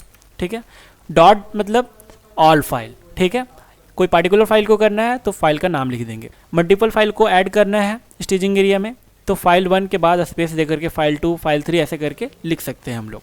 ठीक है, अभी मैं जैसे एंटर हिट करूँगा और मैं आपको फिर से इसका स्टेटस दिखाऊंगा, ये बता रहा है मैंने उस फाइल को मॉडिफाई करके स्टेजिंग एरिया में डाल दिया है। ठीक है, कलर आप देख सकते हैं। मैं लिखता हूँ गिट स्टेटस। ठीक है, -s को हटा दे रहा हूँ, ये मुझे वर्बस मोड में दिखाएगा। ठीक है, देखिए ये बता रहा है मॉडिफाई किया मैंने इस फाइल को। ठीक है, अगर आप इसे कमिट करना चाहते हैं तो हम लोगों को यूज़ करना होगा गिट कमिट। अगर मैं चाहता हूँ इस फाइल को जो मैंने यहाँ पे स्टेजिंग एरिया में ऐड कर दिया है, मैं चाहता हूँ ये बस स्टेजिंग एरिया से हट जाए। स्टेजिंग एरिया से हटाने के लिए हम लोग यूज़ करते हैं गिट रीस्टोर -- स्टेज फ्लैग को यूज़ करेंगे। ठीक है, मैं यहाँ लिखता हूँ गिट रीस्टोर -- स्टेज। ठीक है, और यहाँ पे अपना फाइल नेम पास कर देंगे, file1.txt। ठीक है, अभी क्या होगा, अभी देखते हैं गिट स्टेटस करके। तो देखिए वो फाइल जिसे मैंने अभी स्टेजिंग एरिया में डाला था उसे हमने हटा दिया स्टेजिंग एरिया से। ठीक है, अभी हमारा फाइल मॉडिफाइड है। अभी हम लोग इसे क्या करेंगे, स्टेजिंग एरिया में डालेंगे। स्टेजिंग एरिया में डालने के लिए क्या करते हैं, गिट ऐड और फाइल का नाम। ठीक है, या डॉट भी लिख सकते हैं। गिट ऐड में करूँगा तो क्या होगा, ये स्टेजिंग एरिया में चला जाएगा। देखिए अभी ये स्टेजिंग एरिया में चला गया है। मैं गिट स्टेटस दिखाता हूँ, ये अभी स्टेजिंग एरिया में चला गया। ठीक है, इसे कमिट कर सकते हैं यहाँ से या फिर इसे स्टेजिंग एरिया से हटा सकते हैं। स्टेजिंग एरिया से हटाने के लिए क्या करते हैं, गिट रीस्टोर -- स्टेज। ठीक है, मैं यहाँ लिखता हूँ गिट रीस्टोर -- स्टेज और अपना फाइल का नाम। ठीक है, या फिर डॉट भी लिख सकते हैं। ठीक है, अभी मैं अगर दिखाऊँ गिट स्टेटस तो ये स्टेजिंग एरिया से हट गया। अगर मैं अपना वर्किंग डायरेक्टरी क्लीन करना चाहता हूँ तो उसके लिए हम लोग यूज़ करेंगे गिट रीस्टोर और फाइल का नाम। ठीक है, थोड़ा सा फ़र्क है जी, थोड़ा सा फ़र्क है। हम लोग -- स्टेज फ्लैग का यूज़ करके स्टेजिंग एरिया से फाइल को हटा सकते हैं। ठीक है, अगर हम लोग -- स्टेज नहीं करते हैं, हमारा फाइल स्टेजिंग एरिया में नहीं है, तो गिट रीस्टोर से हमारा क्या होगा, वर्किंग डायरेक्टरी क्लीन हो जाएगा। ठीक है, आपको समझ में आ रहा है ना। अब चलिए इसे फिर से हम लोग स्टेजिंग एरिया में डाल के कमिट कर लेते हैं। मैं यहाँ लिखता हूँ Git add dot Git commit -m version 3। ठीक है, वर्जन 3 मैंने डाल दिया। अब हमें अगर लॉग चेक करना होगा कि अभी तक हमने कितने कमिट किए हैं इसमें। ठीक है, कब कब कमिट किए हैं, ये सारे इन्फॉर्मेशन हमें गिट लॉग में मिल जाएगा। तो चलिए देखते हैं गिट लॉग। ठीक है, गिट लॉग करने के बाद आप देख सकते हैं मैंने कितने सारे वर्जन क्रिएट किए, version 1, version 2, version 3, 3 version create किए हैं। ठीक है, अभी मैं अपना फाइल ओपन करता हूँ, file2.txt। इसके अंदर तो हमने कोई चेंजेस नहीं किया था वर्जन 3 में। ठीक है, इसके अंदर मैंने चेंजेस किया था वर्जन 3 में। अगर मैं अभी फर्स्ट वर्जन में जाना चाहता हूँ, मैं यहाँ क्या लिखूँगा, गिट चेकआउट। मैं लिखता हूँ गिट चेकआउट। ठीक है, फर्स्ट वर्जन का यहाँ पर मैं हैश पेस्ट कर दूँगा। ठीक है, अभी हमारा क्या होगा, ये जितना भी फाइल्स है इसके अंदर वो फर्स्ट वर्जन में चले जाएंगे। अभी देखिए फर्स्ट वर्जन में क्या था, इसके अंदर सिर्फ एक ही लाइन लिखा हुआ था, ठीक है। फाइल 2 के अंदर भी एक ही लाइन लिखा हुआ था, ठीक है। Hi I am Altaf, I am teaching git, this is version 1, ठीक है। फर्स्ट वर्जन में मैंने इतना ही लिखा था, ठीक है। अगर मैं चाहता हूँ सेकेंड वर्जन में जाना तो सेकेंड वर्जन में भी ईजिली जा सकते हैं। सेकेंड वर्जन का हैश क्या था, सेकेंड वर्जन का है चेकसम ये है, इसे कॉपी कर लेंगे और यहाँ लिखेंगे गिट चेकआउट और यहाँ पे अपना चेकसम डाल देंगे। अभी क्या होगा, ये सेकेंड वर्जन में चला जाएगा। अभी मैं फिर से इसे ओपन कर रहा हूँ, ठीक है। आप देख सकते हैं इसके अंदर मैंने कोई चेंजेस नहीं किया था सेकेंड वर्जन के अंदर, लेकिन इसके अंदर मैंने चेंजेस किए थे, ठीक है। आप देख सकते हैं high I am doing good, this is version 2, ठीक है। अभी हम लोग सेकेंड वर्जन के अंदर आ गए। अगर मैं चाहता हूँ लेटेस्ट वर्जन के अंदर आ जाऊँ, ठीक है, लेटेस्ट वर्जन के अंदर आने के लिए हम लोग या तो चेकसम पेस्ट कर सकते हैं, ठीक है, या फिर अपना ब्रांच का नाम डाल सकते हैं। अभी देखिए मास्टर किसको पॉइंट कर रहा है, लेटेस्ट चेकसम को। तो अगर हम लोग लेटेस्ट वर्जन में आना चाहते हैं तो ये वर्जन भी लिख सकते हैं डायरेक्टली, या फिर मास्टर भी लिखेंगे तो भी आ जाएंगे, ठीक है। मैं आपको दिखाता हूँ, मैं यहाँ लिखता हूँ गिट चेकआउट और मैं यहाँ लिखता हूँ मास्टर, ठीक है। अभी देखिए फाइल 1 के अंदर हम लोग वर्जन 3 में भी पहुँच गए हैं, ठीक है। तो इस तरह से भी हम लोग आ सकते थे। अब आपको समझ में आ गया होगा कि गिट चेकआउट का क्या यूज है। गिट चेकआउट का इस्तेमाल हम लोग करते हैं किसी भी ब्रांच में स्विच करने के लिए या किसी भी पार्टिकुलर वर्जन में चेकआउट करने के लिए, ठीक है। यानी कि चेकआउट की मदद से हम लोग ब्रांच में नेविगेट कर सकते हैं, इसके अलावा अपने वर्जन में भी नेविगेट कर सकते हैं। तो मुझे उम्मीद है आप लोगों को गिट चेकआउट अच्छे से समझ में आ गया होगा। अब हम लोग देखते हैं गिट लॉग के अंदर और कौन कौन से फिल्ट्रेशन हम लोग कर सकते हैं। गिट लॉग को अगर हम लोग देखिए, अभी मैं लिखता हूँ यहाँ पर गिट लॉग, ठीक है। अभी देखिए यहाँ पर डिटेल इन्फॉर्मेशन आ रहा है। मैं चाहता हूँ मुझे 1 लाइन में इन्फॉर्मेशन मिले, वो भी हम लोग कर सकते हैं। उसके लिए हम लोगों को यूज़ करना होगा 1 लाइन फ्लैग। मैं लिखता हूँ गिट लॉग -1 लाइन, ठीक है। अभी देखिए एक एक लाइन में मुझे शॉर्ट इन्फॉर्मेशन मिल जा रहा है, ठीक है। और ये देखिए इतना सा मुझे चेकसम मिल रहा है ना, हम लोग इतना चेकसम से भी चेकआउट कर सकते हैं। अगर मुझे वर्जन 1 में जाना होगा, ठीक है, वर्जन 1 में जाना होगा, मैं लिखता हूँ कॉपी, तो वर्जन 1 में जा सकता हूँ। मैं लिखता हूँ गिट चेकआउट, ठीक है, और मैं यहाँ पर अपना चेकसम डाल दे रहा हूँ, ठीक है। अभी देखिए यहाँ पर सिर्फ पहला लाइन ही दिखाई दे रहा, यानी कि अभी हम लोग वर्जन 1 में है, ठीक है, वर्जन 1 में है। वापस हमें अगर लेटेस्ट वर्जन में आना होगा तो क्या कर सकते हैं, गिट चेकआउट मास्टर कर सकते हैं, ठीक है। अभी देखिए हम लोग लेटेस्ट वर्जन में आ गए हैं। ऑलराइट, तो 1 लाइन फ्लैग का यूज आपको समझ में आया। सिंपल स्ट्रेट एक लाइन में अगर हम लोगों को लॉग देखना होगा तो गिट लॉग -1 लाइन फ्लैग का यूज करेंगे, ठीक है। इससे हम लोग क्या करते हैं, 1 लाइन में लॉग चेक करते हैं। अब आइए देखते हैं गिट लॉग के साथ और कौन कौन से फ्लैग यूज कर सकते हैं, ठीक है। अगर हमें सिर्फ किसी पार्टिकुलर फाइल का लॉग चेक करना होगा, ठीक है, तो गिट लॉग के बाद अपना फाइल नेम पास कर देंगे, ठीक है। तो मुझे उस पार्टिकुलर फाइल से रिलेटेड जितना भी लॉग होगा वो दिखाई देगा। -, ग्रेप फ्लैग की मदद से हम लोग अपने लॉग के अंदर सर्चिंग भी कर सकते हैं कि हम लोग किसी पार्टिकुलर टाइम रेंज के अंदर भी गिट लॉग चेक कर सकते हैं। उसके लिए हमारे पास 2 तरह का फ्लैग है, अनटिल एंड बिफोर। यहाँ पे हम लोगों को ईयर, मंथ एंड डेट के फॉर्म में अपना डेट पास करना होगा। अब आइए देखते हैं इसका प्रैक्टिकल, ठीक है। हमें अगर सिर्फ फाइल 1 का लॉग चेक करना रहा तो हम लोग क्या करेंगे, हम लोग यहाँ लिखेंगे गिट लॉग और फाइल का नाम पास कर देंगे। अभी देखिए फाइल 1 से रिलेटेड हमें सिर्फ सारा का सारा यहाँ पे लॉग दिखाई देगा। फाइल 1 में देखिए हमने सिर्फ वर्जन 1 के अंदर चेंजेस किया था, वर्जन 3 के अंदर चेंजेस किया था, ठीक है। फाइल 2 से रिलेटेड चाहिए होगा हमें लॉग, तो हम लोग लिखेंगे गिट लॉग file2.txt। अभी देखिए फाइल 2 के अंदर हम लोग कब चेंजेस किए थे, वर्जन 1 में चेंजेस किए थे एंड वर्जन 2 में चेंजेस किए थे, ठीक है। मैं अगर चाहता हूँ सर्च करना जिसके अंदर भी 1 अकर हुआ है, 1, ठीक है, वो लॉग मुझे दिखाई दे, हम लोग यहाँ लिख सकते हैं गिट लॉग, ठीक है, -, ग्रेप और मैं यहाँ लिखता हूँ 1, ठीक है। तो जिस लॉग के कमिट मैसेज के अंदर 1 लिखा हुआ था वो यहाँ पर आपको लिस्ट कर दिया जाएगा, ठीक है। सिर्फ इसी कमिट के अंदर आप देख सकते हैं यहाँ पे 1 लिखा हुआ है, इस कमिट मैसेज के अंदर 1 लिखा हुआ है ना, इसीलिए सिर्फ यही कमिट मैसेज आपको दिखाई दे रहा है। ऑलराइट, अगर मैं यहाँ पर सिर्फ वर्जन लिख दूँ फिर क्या होगा, वर्जन तो तीनों के अंदर लिखा हुआ था ना, तो तीनों मुझे दिखाई देगा, तीनों वर्जन यहाँ पे आ जाएगा, वर्जन, ठीक है। यहाँ पे भी वर्जन लिखा हुआ है, यहाँ पे भी वर्जन लिखा हुआ है एंड यहाँ पे भी वर्जन लिखा है, ठीक है। तो अपने कमिट मैसेज के अंदर भी हम लोग सर्चिंग परफॉर्म कर सकते हैं with the help of -, grep flag. अब आइए देखते हैं कि हमने अपने फाइल के अंदर जो चेंजेस किए हैं उसके डिफरेंसेस को कैसे ट्रैक कर सकते हैं। उसके लिए हम लोग यूज़ करेंगे git diff कमांड का। git diff एग्जीक्यूट करने पे हमें बाय डिफ़ॉल्ट ये वर्किंग डायरेक्टरी और स्टेजिंग एरिया के बीच में कंपैरिजन करके दिखाता है। ठीक है, गिट डिफ हेड कमांड की मदद से working directory and last commit के बीच में डिफरेंसेस को ट्रैक कर सकते हैं। इसी तरह गिट डिफ हाइफन स्टेज फ्लैग की मदद से staging area and last commit के बीच में डिफरेंसेस को ट्रैक कर सकते हैं। इसी तरह दो वर्जन के बीच के डिफरेंसेस को ट्रैक करने के लिए हम लोग यूज करते हैं गिट डिफ और पहले वर्जन का चेकसम स्पेस दूसरे वर्जन का चेकसम। ठीक है, आइए इन चीज़ को प्रैक्टिकली करते हैं, फिर आपको और भी अच्छे से समझ में आ जाएगा। मैं फाइल 1 को ओपन करता हूँ। ठीक है, और यहाँ पर मैं कुछ चेंजेस करता हूँ। मैंने ये लाइन को ऐड कर दिया। अब आइए इसे सेव करते हैं और इसे क्लोज कर ले रहे हैं। इसी तरह मैं फाइल 2 को भी ओपन कर ले रहा हूँ। मैंने यहाँ पे भी एक लाइन ऐड कर दिया। अब इसे सेव करते हैं और क्लोज कर ले रहे हैं। रिपोजिटरी का स्टेटस चेक कर लेते हैं एक बार गिट स्टेटस की मदद से। आप देख सकते हैं मैंने दोनों फाइल को मॉडिफाई कर दिया है। दोनों फाइल को हम लोग स्टेजिंग एरिया में ऐड करने के लिए यूज़ कर सकते हैं गिट ऐड कमांड का। ठीक है, गिट ऐड डॉट मतलब करेंट डायरेक्टरी में जितने भी फाइल हैं उसे स्टेजिंग एरिया में ऐड कर दो।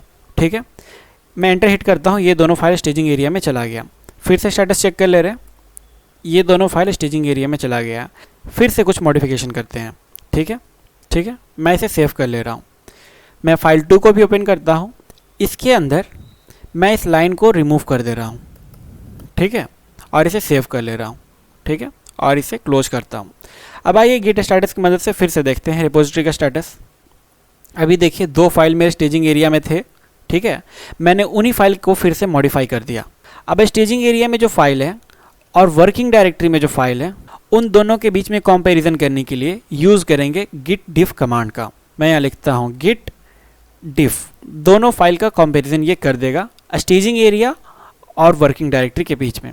अभी आप देखिए फाइल 1 का कंपैरिजन हो रहा है। फाइल 1 में मैंने क्या किया है, फाइल 1 में मैंने 2 ब्लैंक लाइन ऐड किए हैं और एक लाइन में मैंने लिखा है high I am file 1 and I am in working directory. File 2 में मैंने क्या किया है, एक लाइन को रिमूव कर दिया है। ठीक है, यहाँ पर प्लस सिंबल आपको बताते हैं कि आपने कितने लाइन ऐड किए हैं। ठीक है, और माइनस सिंबल बताते हैं कि आपने कौन से लाइन रिमूव किए हैं। ऑलराइट, यहाँ पर आपको फाइल का नेम दिखाई देगा। ठीक है, कि आप कौन सा फाइल के बीच में कंपैरिजन कर रहे हैं। फाइल 2 का ये इन्फॉर्मेशन है यहाँ से यहाँ तक का। ठीक है, इसी तरह फाइल 1 का इन्फॉर्मेशन यहाँ से यहाँ तक का है। ठीक है, तो ये आपको डिफरेंसेस यहाँ पे दिख गए। अब अगर हमें सिर्फ फाइल 1 का ही डिफरेंसेस देखना रहता तो यहाँ पे हम लोग फाइल भी पास कर सकते थे। और मैं यहाँ लिखता हूँ सिर्फ फाइल 1 कि फाइल 1 के वर्किंग डायरेक्टरी और स्टेजिंग एरिया के बीच में क्या डिफरेंस है। अभी आप देखिए मैंने फाइल 1 में क्या किया था, 2 ब्लैंक लाइन ऐड किया था और एक लाइन में लिखा था I am file 1 I am in working directory. ठीक है, ये डिफरेंस था। अभी आपको फाइल 2 का कहीं पे भी डिफरेंस नहीं दिखाई दे रहा होगा। ठीक है, तो किसी पार्टिकुलर फाइल का डिफरेंस चेक करने के लिए हम लोग उसका फाइल नेम पास कर देते हैं। इसी तरह अगर हमें वर्किंग डायरेक्टरी और लास्ट कमिट के बीच में डिफरेंसेस फाइंड आउट करने हुए तो उसके लिए एग्जीक्यूट करेंगे गिट डिफ हेड। ठीक है, ध्यान रहे ये हेड सारा का सारा अपर केस में होना चाहिए। ठीक है, फाइल 1 का कंपैरिजन हो रहा है। फाइल 1 में मैंने क्या किया, 2 ब्लैंक लाइन ऐड किया था। Then I will send this to staging area of file 1। ठीक है, ये भी लिखा हुआ है। फिर से अगेन 2 ब्लैंक लाइन और फिर मैंने ये लिखा है high I am file 1 and I am in working directory. ये फाइल 1 का सारा चेंजेस दिखाई दे रहा है। किसके किसके बीच में कंपैरिजन हो रहा है, working directory and last commit के बीच में। इसी तरह फाइल 2 का भी इन्फॉर्मेशन यहाँ दिखाई दे रहा है आपको। अगर आपको सिर्फ फाइल 1 का इन्फॉर्मेशन चाहिए था तो आप क्या करते हैं, आप लास्ट में यहाँ पर फाइल नेम स्पेसिफाई कर देते हैं। ठीक है, अगर हमें स्टेजिंग एरिया और लास्ट कमिट के बीच में डिफरेंसेस फाइंड आउट करने हुए तो क्या करेंगे, उसके लिए हम लोग यूज करेंगे हाइफन स्टेज्ड फ्लैग का। ठीक है, मैं आपको दिखाता हूँ। मैं लिखूंगा गिट डिफ हाइफन स्टेज। ठीक है, इसी तरह हम लोग 2 वर्जन के बीच में भी कंपैरिजन कर सकते हैं। 2 वर्जन के बीच में कंपैरिजन करने के लिए हम लोग लिख सकते हैं गिट डिफ वर्जन 1 का चेकसम एंड वर्जन 2 का चेकसम। ठीक है, अभी आप देख सकते हैं दोनों वर्जन के बीच का कंपैरिजन। ठीक है, मैंने वर्जन 2 में ये लाइन को ऐड किया था। ठीक है, फाइल 2 के अंदर। तो मुझे उम्मीद है आप लोगों को गिट डिफ कमांड अच्छे से यूज करना आ गया होगा। अब आइए मूव करते हैं नेक्स्ट टॉपिक की तरफ, जहाँ पे हम लोग देखेंगे ब्रांचिंग इन गिट। जब भी हम लोग रियल टाइम प्रोजेक्ट पे काम करेंगे, ब्रांचिंग एक one of the most important concept है। इसे हम लोग अवॉइड नहीं कर सकते हैं। अभी तक हमने जितने भी फाइल क्रिएट किए हैं, मॉडिफाई किए हैं, ये सारा का सारा हमने किया मास्टर ब्रांच में। मास्टर ब्रांच किसी भी रिपोजिटरी का डिफ़ॉल्ट ब्रांच होता है, जिसे हम लोग मेन ब्रांच भी बोल सकते हैं। जो हमारा मेन सोर्स कोड होता है वो डिफ़ॉल्ट ब्रांच के अंदर स्टोर होता है। ठीक है, अब आइए देखते हैं कि ब्रांचिंग का आखिर ज़रूरत क्यों पड़ा हमें। मान लीजिए आपका प्रोडक्शन में कोई कोड चल रहा है, अब आपको उसमें कोई एक नया फीचर ऐड करना है। ठीक है, तो हम लोग उस मेन ब्रांच को डिस्टर्ब नहीं कर सकते ना, हम लोगों को एक नया ब्रांच क्रिएट करना होगा। ठीक है, जो भी चेंजेस करने हैं हमें उस नया ब्रांच के अंदर चेंजेस कर सकते हैं, उसे टेस्ट कर लेंगे, जब वेरीफाई हो जाएगा फिर उसे मेन ब्रांच के अंदर मर्ज कर देंगे। ठीक है, इससे हमारा क्या होगा, हमारा जो मेन ब्रांच है, जो मास्टर ब्रांच है, वो डिस्टर्ब नहीं होगा। इसे मैं आपको एक और एग्जांपल के थ्रू समझाता हूँ। अभी मान लीजिए आपका कोड यहाँ पे है। ठीक है, ये है आपका ग्रीन वाला मेन ब्रांच। ठीक है, मेन ब्रांच में आपका काम हो रहा है, इसमें प्रोफेशनल डेवलपर्स लोग काम कर रहे हैं, काम हो रहा है इसमें। मान लीजिए किसी के दिमाग में कुछ नया एक आइडिया आया, वो नया फीचर को इम्प्लीमेंट करना चाहता है। ठीक है, तो उसके लिए हम लोग क्या करेंगे, एक नया ब्रांच क्रिएट करेंगे और कुछ ग्रुप ऑफ पीपल उस ब्रांच पे काम करना स्टार्ट कर देंगे। वो उस ब्रांच में उसे क्रिएट करेंगे, टेस्ट करेंगे, वेरीफाई कर देने के बाद वापस से उसे मेन ब्रांच में मर्ज कर देंगे।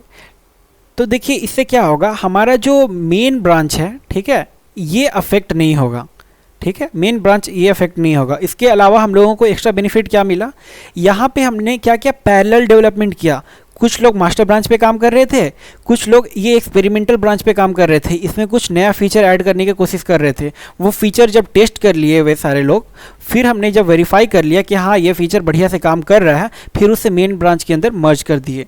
तो देखिए इसके बहुत सारे बेनिफिट्स आपको दिखाई दे रहे हैं। पहले तो हमारा मेन ब्रांच अफेक्ट नहीं हो रहा है और साथ ही साथ एक पैरेलल डेवलपमेंट हो रहा है। अब आइए देखते हैं हमारे पास कितने ब्रांच है, उन ब्रांच को कैसे लिस्ट कर सकते हैं। ब्रांच को लिस्ट करने के लिए हम लोग एग्जीक्यूट कर सकते हैं git branch कमांड का।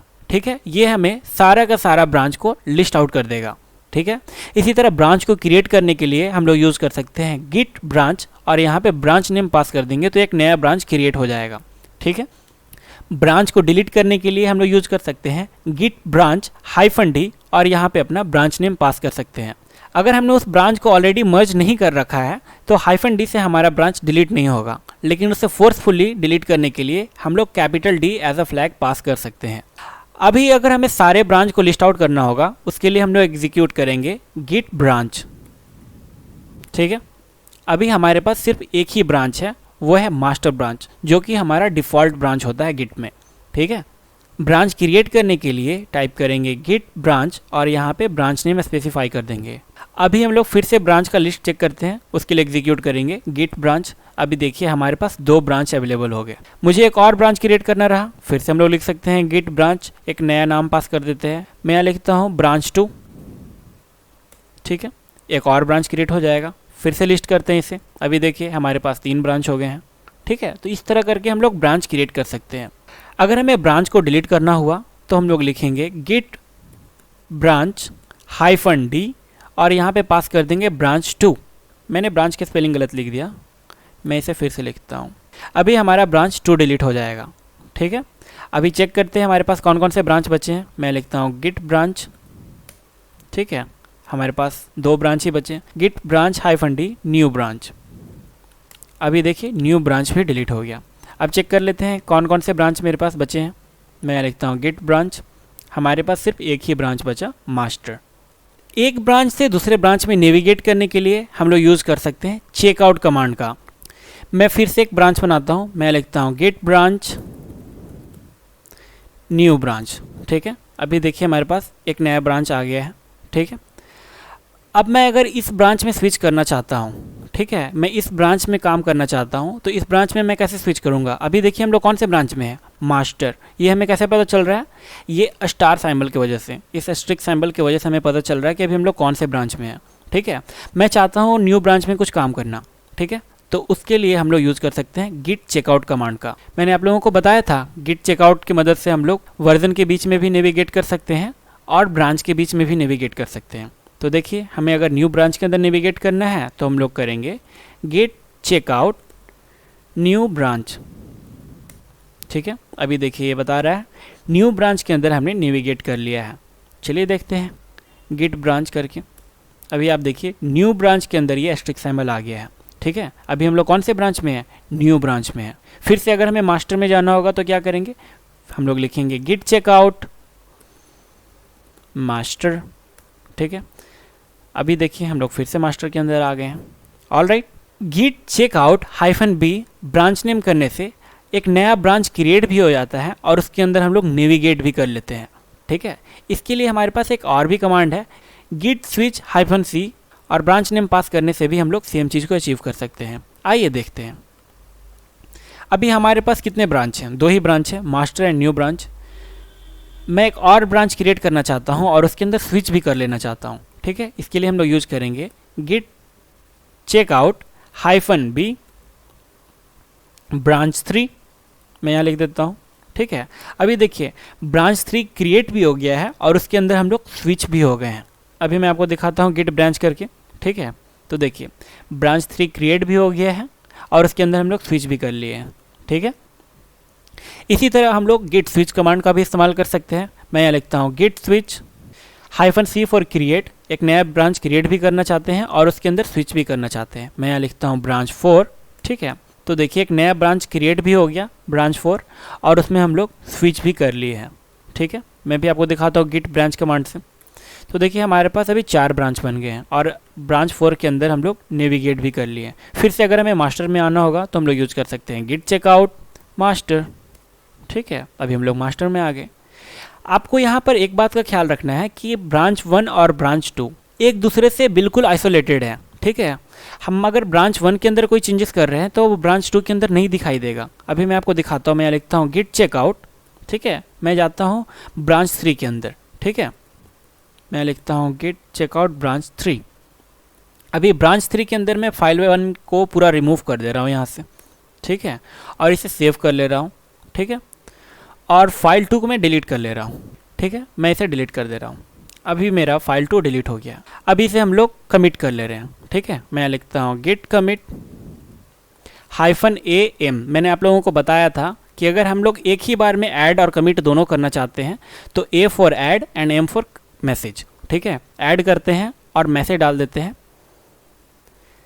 Changes done, changes done. ठीक है, ये हमने चेंजेस किसके अंदर किया? ब्रांच 3 के अंदर चेंजेस किया। तो क्या ये चेंजेस मास्टर ब्रांच के अंदर भी हो गया होगा? नहीं, ब्रांच मास्टर एंड ब्रांच 3 बिल्कुल एक दूसरे से आइसोलेटेड है, बिल्कुल एक दूसरे से इंडिपेंडेंट है। ठीक है, अभी देखिए मैं जैसे ही मास्टर ब्रांच में नेविगेट करूंगा वो सारा का सारा फाइल आ जाएगा। मैं दिखाता हूँ गिट चेकआउट और मैं यहाँ लिखता हूँ मास्टर। ठीक है, तो देखिए ये फाइल फिर से आ गया और उसके अंदर जो कुछ लिखा हुआ था वो अभी भी प्रिजर्व है। अगर मैं फिर से चेकआउट करता हूँ ब्रांच 3 के अंदर तो मैं ब्रांच 3 में चला जाऊँगा और ब्रांच 3 ब्रांच मास्टर से आइसोलेटेड है, बिल्कुल अलग है। अभी मैं आपको दिखाता हूँ। मैं लिखता हूँ गिट चेकआउट ब्रांच 3। तो देखिए ये ब्रांच 3 का स्टेट है। देखिए मैं मास्टर में चेकआउट कर लिया हूँ। अब अगर मैं ब्रांच 3 को डिलीट करना चाहता हूँ तो मैं लिख सकता हूँ गिट ब्रांच -d और ब्रांच का नाम। ठीक है, ब्रांच 3।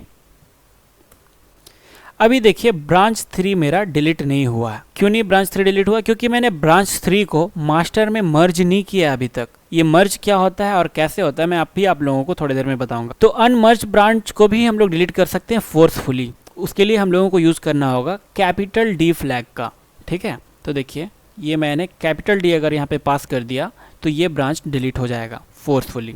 अभी देखिए मैं यहाँ करता हूँ गिट ब्रांच, तो हमारे पास सिर्फ 3 ही ब्रांच बचे हैं। ब्रांच 3 डिलीट हो गया है। ऑलराइट, मैंने आप लोगों को बताया कि एक ब्रांच दूसरे ब्रांच से आइसोलेटेड होता है। ठीक है, जब भी हम लोग गिट ब्रांच करते हैं तो एक तरह का लॉजिकल डुप्लीकेशन हो जाता है सारा फाइल का। ठीक है, तभी तो हम लोग ब्रांच 3 में जो फाइल को डिलीट किए थे ब्रांच मास्टर में वो सारा चीज़ प्रिजर्व था। अगर वो डुप्लीकेट नहीं करता तो मास्टर ब्रांच के अंदर भी वो फाइल डिलीट हो जाता। ठीक है, तो ये इस तरह से काम करता है। ओके, अब देख लेते हैं ब्रांचिंग करने का क्या क्या एडवांटेज है। सबसे पहले तो हम लोग पैरेलल डेवलपमेंट कर सकते हैं। इसके साथ साथ हम लोग काम कर सकते हैं मल्टीपल फ्लोज इन आइसोलेटेड वे। हम लोग अपने सोर्स कोड को भी क्लीन वे में रख सकते हैं। जैसे एक ब्रांच प्रोडक्शन के लिए क्रिएट करके रख सकते हैं, एक ब्रांच एक्सपेरिमेंट के नाम से क्रिएट करके रख सकते हैं, उसके अंदर एक्सपेरिमेंट कर सकते हैं, फीचर्स ऐड कर सकते हैं and so on. Branching create करने से हम लोगों को कोई नया फीचर भी इंप्लीमेंट करने में आसानी हो जाता है, क्योंकि हमारा जो मेन ब्रांच रहता है वो अनडिस्टर्ब रहता है। हम लोग बिना मेन ब्रांच को डिस्टर्ब किए एक नया ब्रांच क्रिएट करके उसमें नए फीचर को टेस्ट कर सकते हैं, उसमें नए फीचर्स के कोड लिख सकते हैं और उसे इम्प्लीमेंट कर सकते हैं ईजिली। ठीक है, और भी बहुत सारे एडवांटेजेस हैं। अब आइए देखते हैं ब्रांच को मर्ज कैसे करते हैं। ब्रांच को मर्ज करने के लिए हम लोग यूज़ करते हैं गिट मर्ज कमांड का। गिट मर्ज, और जो ब्रांच को मर्ज करना है वो ब्रांच का नाम लिख देंगे। ठीक है, पहले हम लोग चेकआउट कर लेंगे, ठीक है, जिस ब्रांच में मर्ज करना है। ठीक है, उसके बाद जिस ब्रांच को मर्ज करना है उस ब्रांच का नाम यहाँ पे पास कर लेंगे। ठीक है, आइए इसे प्रैक्टिकली देखते हैं, फिर आपको अच्छे से समझ में आएगा। अभी मैं एक नया ब्रांच क्रिएट करना चाहता हूँ, ब्रांच 3, और उसके अंदर नेविगेट भी करना चाहता हूँ। उसके लिए हम लोग लिख सकते हैं गिट चेकआउट -b ब्रांच 3। ठीक है, अभी ब्रांच 3 के अंदर मैं आ गया। ठीक है, ये जो आपको यहाँ पर दिखाई दे रहा है, आप इसे भी समझ सकते हैं कि मैं अभी ब्रांच 3 में हूँ। ठीक है, पहले मैं मास्टर में था और अभी मैं ब्रांच 3 में हूँ। ठीक है, अभी इसके अंदर मैं क्या करता हूँ, 2 फाइल और ऐड करता हूँ, touch file 3.txt and file 4.txt। ठीक है, मैंने 2 फाइल और क्रिएट कर दिया। इसके अंदर मैं कुछ लिख भी देता हूँ, हेलो वर्ल्ड। ठीक है, मैंने इसे सेव किया और इसे क्लोज कर लिया। ठीक है, ये सारे चेंजेस कहाँ हो रहे हैं, ब्रांच 3 में हो रहे हैं। ठीक है, मास्टर को इससे कोई भी मतलब नहीं है अभी। अब हम लोग फाइल 3 एंड फाइल 4 को ऐड कर लेते हैं, उसके बाद उसे कमिट कर लेंगे। मैं लिखता हूँ गिट ऐड डॉट, उसके बाद मैं लिखता हूँ गिट कमिट -m, और मैं यहाँ लिखता हूँ 2 फाइल्स एडेड। ठीक है, इन ब्रांच 3। ठीक है, अभी क्या हो गया, ब्रांच 3 में मैंने 2 फाइल क्रिएट किया है और उसे कमिट कर लिया।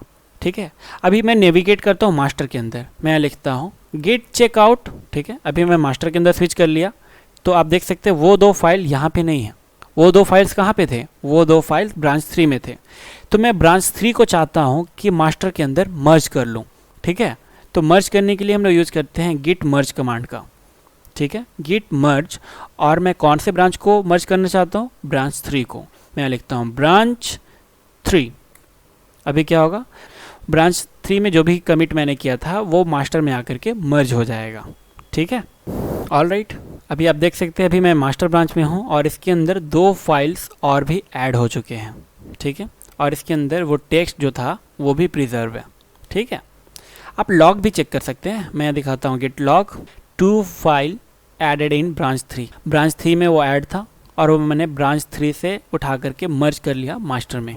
ठीक है, अब आइए मूव करते हैं नेक्स्ट टॉपिक की तरफ, जहाँ पे हम जानेंगे मर्ज कॉन्फ्लिक्ट के बारे में। मर्ज कॉन्फ्लिक्ट एक इवेंट है जो तब अकर होता है जब गिट 2 कमिट के बीच में जो डिफरेंसेस है उसे ऑटोमेटिक रिजॉल्व नहीं कर पाता है। गिट हमें बोलता है कि आप रिजॉल्व करके दीजिए और इसे दोबारा से कमिट कर दीजिए। ठीक है, चलिए इसे प्रैक्टिकली देखते हैं, फिर आपको अच्छे से समझ में आ जाएगा। मैं जाता हूँ फाइल 3 के अंदर। देखिए अभी मैं ब्रांच 3 के अंदर हूँ और फाइल 3 को मॉडिफाई करता हूँ। ठीक है, फाइल 3 के लाइन नंबर 1 में भी कुछ नहीं है, मैं लिखता हूँ और इसे मैं सेव करता हूँ, क्लोज करता हूँ। ठीक है, अब इस चेंजेस को हम लोग कमिट कर लेते हैं and switch back to master. उसके लिए मैं लिखूँगा Git add dot Git commit -m file 3 modified in branch 3। अब मैं चेकआउट करता हूँ मास्टर में, मैं लिखूँगा गिट चेकआउट मास्टर। अब फाइल 3 के अंदर जाहिर सी बात है कोई चीज़ लिखा हुआ नहीं होगा। अब इसके अंदर भी हम लोग सेम लाइन के अंदर कुछ चेंजेस करते हैं। उसमें भी लाइन नंबर 1 के अंदर हमने कुछ मॉडिफिकेशन किया था और इसमें भी लाइन 1 के अंदर कुछ मॉडिफिकेशन करते हैं। चलिए यहाँ पर लिखते हैं हम लोग hi I am in master branch. ठीक है, इसे हम लोग करते हैं सेव और करते हैं क्लोज। इसे भी अब हम लोग करते हैं Git add dot Git commit और यहाँ पर मैं लिख देता हूँ मास्टर। अब मैं चाहता हूँ ब्रांच 3 को मास्टर में मर्ज कर देना, तो जब मैं यहाँ लिखूँगा गिट मर्ज ब्रांच 3, यहाँ पे कुछ आउटपुट आया, इसे पढ़ते हैं। इसने बोला कि जब ये ऑटो मर्जिंग कर रहा था फाइल 3.txt में, मर्ज कॉन्फ्लिक्ट आ गया है फाइल 3 में, जिसके वजह से ऑटोमेटिक मर्ज फेल हो गया है। अब हमें ये बोल रहा है कि कॉन्फ्लिक्ट को आप रिजॉल्व कीजिए और उसके बाद दोबारा से इसे कमिट कीजिए। चलिए फाइल 3 को ओपन करते हैं, देखते हैं कि क्या कॉन्फ्लिक्ट आया है। यहाँ पर ढेर सारे एरोज आए हुए हैं। ठीक है, ये बता रहा है कि मास्टर ब्रांच में भी लाइन नंबर 1 में कुछ लिखा हुआ है और ब्रांच 3 में भी लाइन नंबर 1 में ही कुछ लिखा हुआ है। इन दोनों में से कौन सी लाइन को आप पहले रखना चाहते हैं, आप यहाँ पर वो मैनुअली कर दीजिए।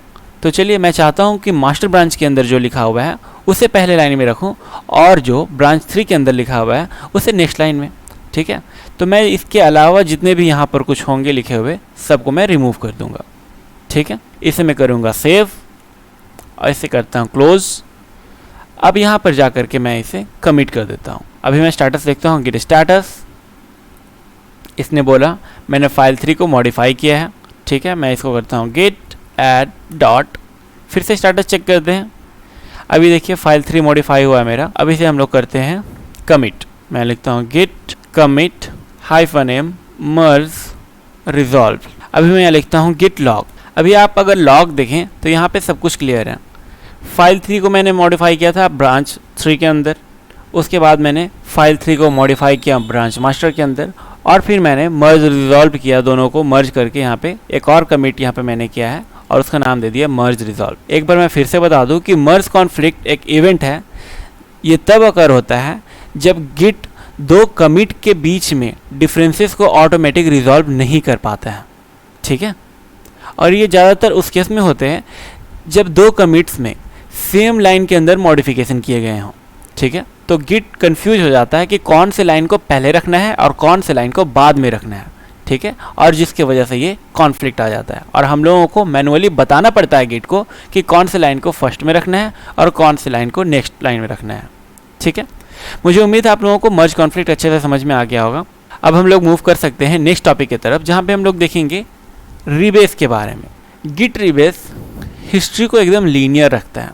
ठीक है, और जब वर्क फ्लो एकदम लीनियर रहेगा तो किसी भी डेवलपर के लिए समझना आसान हो जाएगा कि आखिर इस ब्रांच में चल क्या रहा था। ठीक है, इसमें हम लोगों को कोई एक्स्ट्रा कमिट करने का ज़रूरत नहीं है। आइए इसे हम लोग समझते हैं ग्राफिकली। मैं दोनों में डिफरेंस बताता हूँ, गिट रीबेस में और गिट मर्ज में। देखिए मान लीजिए ये है मेरा मेन ब्रांच। ठीक है, यहाँ पर मैंने कुछ चेंजेस किया। ठीक है, उसके बाद यहाँ पे भी कुछ चेंजेस हुआ। ठीक है, और यहाँ से मैंने एक और ब्रांच क्रिएट किया, उसका नाम है फीचर। ठीक है, उस वक्त मेन ब्रांच में भी कुछ चेंजेस चल रहा था। ठीक है, यहाँ पे कुछ चेंजेस हो रहा था। फीचर ब्रांच में भी यहाँ पर एक चेंजेस किया किसी ने, दोबारा से चेंजेस किया किसी ने। ठीक है, यहाँ पे भी कुछ चेंजेस चल रहा था। अभी क्या होता है, अब मैं चाहता हूँ इस फीचर ब्रांच को मर्ज करना।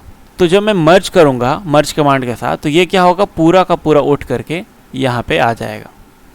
ठीक है, ये लास्ट वाला जो कमिट है उठ करके यहाँ पे आ जाएगा और फिर ये आगे इस तरह से चलता जाएगा। ठीक है, ये है मेरा मेन ब्रांच, मैं यहाँ लिख देता हूँ, और ये है मेरा फीचर ब्रांच। ये मर्ज का एग्जांपल है। अभी हम लोग देखते हैं गिट रीबेस का कि गिट रीबेस क्या करता है। ठीक है, सेम एग्जांपल को लेते हैं। गिट रीबेस में मान लीजिए यहाँ पर ये है मेन ब्रांच। ठीक है, यहाँ पे भी दूसरा कमिट हुआ। यहाँ से मैंने क्या किया, एक फीचर ब्रांच क्रिएट किया। ठीक है, एक फीचर ब्रांच क्रिएट किया। उसके बाद इसके अंदर कुछ और चेंजेस चल रहे थे।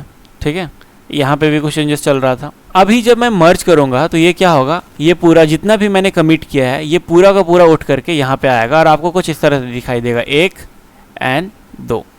ठीक है, ठीक है, ये किसका दिखाई दे रहा है आपको चेंजेस, जो मेरा फीचर ब्रांच था ये पूरा का पूरा उठ करके कहाँ पे आ गया है, यहाँ पे।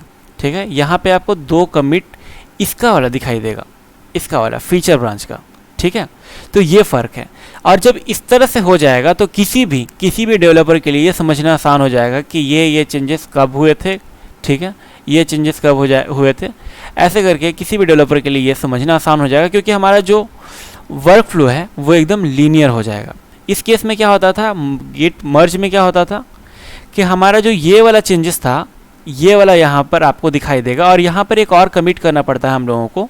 ठीक है, एक और कमिट करना पड़ता है हम लोगों को, और यहाँ पर बस पता चलेगा हम लोगों को, सिर्फ लास्ट कमिट यहाँ पे आपको दिखाई देगा कि लास्ट में ये कमिट हुआ था। ठीक है, ओवरऑल इसका प्रोसीजर यहाँ पर ऐड नहीं होता है, सिर्फ लास्ट कमिट यहाँ पर ये ऐड होता है, जबकि गिट रीबेस में पूरा का पूरा कमिट यहाँ पर ऐड हो जाता है। ठीक है, रीबेस एक 2 स्टेप प्रोसेस है। सबसे पहले हम लोगों को क्या करना होता है कि जिस ब्रांच को आप मर्ज करना चाहते हैं उसमें आपको पहले चेकआउट कर लेना होता है, वहाँ पर जाकर के आपको एग्जीक्यूट करना होता है गिट रीबेस मास्टर। ठीक है, उसके बाद आपको मास्टर में चेकआउट करके उस ब्रांच को मर्ज कर लेना होता है। ठीक है, आइए इसे हम लोग प्रैक्टिकली करते हैं, फिर आपको और भी अच्छे से समझ में आ जाएगा। यहाँ पे मैं अभी मास्टर ब्रांच में हूँ और मैं फाइल 4 के अंदर कुछ चेंजेस करता हूँ। ठीक है, फाइल 4 के अंदर मैं लिखता हूँ लाइन नंबर 3 में this is something in master branch. ठीक है, मैं इसे करता हूँ सेव एंड इसे करता हूँ क्लोज। ठीक है, उसके बाद मैं यहाँ पर इसे कर लेता हूँ Git add dot Git commit और यहाँ पे एक मैसेज दे देते हैं फाइल 4 मॉडिफाई। ठीक है, फाइल 4 मॉडिफाइड। अब हम लोग स्विच करते हैं ब्रांच 3 में, तो मैं यहाँ लिखता हूँ गिट चेकआउट ब्रांच 3। ठीक है, ब्रांच 3 में भी मैं फाइल 4 के अंदर कुछ चेंजेस कर लेता हूँ। मान लीजिए लाइन 2 के अंदर मैंने लिखा this is something in branch 3। इसे हम लोग करते हैं सेव, करते हैं क्लोज। ठीक है, इसे भी हम लोग ऐड करके कमिट कर लेते हैं। मैं लिखता हूँ यहाँ Git add dot Git commit file 4 modified in branch 3। अभी देखिए हम लोगों का पहला प्रोसीजर क्या था कि हम लोगों को मास्टर को रिबेस करना होता था। हम लोग लिखेंगे यहाँ पे गिट रिबेस मास्टर। अभी मास्टर को जब हम लोग रिबेस करने गए तो यहाँ पर कुछ कॉन्फ्लिक्ट्स आ गया है फाइल 4 के अंदर। तो चलिए फाइल 4 को ओपन करते हैं, देखते हैं कि क्या कॉन्फ्लिक्ट है। ये कॉन्फ्लिक्ट है कि दोनों आपने सेम लाइन में लिखा है, किसे पहले रखना है, मास्टर वाले को पहले रखना है या फिर ब्रांच 3 वाले को पहले रखना है। तो चलिए इसे बता देते हैं कि मुझे मास्टर वाले को ही पहले रखना है। मैं इस लाइन को हटा देता हूँ यहाँ से। ठीक है, इस लाइन को भी हटा देते हैं और इस लाइन को भी हटा देते हैं। सारे फालतू चीज़ों को हमने हटा दिया। इसे करते हैं सेव और करते हैं इसे क्लोज। अभी देखिए यहाँ पर इसने बोला कि जब आप ये कर लें आपको एग्जीक्यूट करना है गिट रिबेस हाइफन कंटिन्यू। अब हम लोग एंटर हिट करेंगे। ठीक है, आप देख सकते हैं ये बोल रहा है कि please inter commit message for your change. ठीक है, अगर आप कोई मैसेज देना चाहते हैं तो यहाँ पे आप मैसेज दे सकते हैं। मुझे कोई भी मैसेज यहाँ नहीं देना है, मैं इसे आउट कर लेता हूँ इससे। ठीक है, ये पूछता आप सेव करना चाहते हैं, मैं यहाँ देता हूँ yes I want to save something, ख़त्म। ठीक है, अब देखते हैं हम लोग गिट स्टेटस। ठीक है, कुछ भी यहाँ पे नहीं है, सब कुछ क्लीन है। अब वापस हम लोगों को क्या करना होगा, मास्टर ब्रांच के अंदर चेकआउट करना होगा। हम लोग लिखेंगे यहाँ गिट चेकआउट मास्टर। ठीक है, उसके बाद हम लोगों को क्या करना होगा, उसके बाद हम लोगों को करना होगा गिट मर्ज, और आप जिस ब्रांच को मर्ज करना चाहते हो उस ब्रांच का नाम। आप इसका लॉग देखें, गिट लॉग, तो आप यहाँ पे देख सकते हैं कि कितना स्ट्रेट फॉरवर्ड था ये। ठीक है, यहाँ पे एक मैसेज भी आया कि आपने मास्टर को मर्ज कर लिया है किससे, ब्रांच 3 से। अगर मैं ब्रांच 3 के अंदर 3-4 भी कमिट किया होता तो सारा का सारा कमिट मैसेज आपको यहाँ पर दिखाई देता, क्योंकि वर्क स्पेस तो पूरा लीनियर हो चुका है।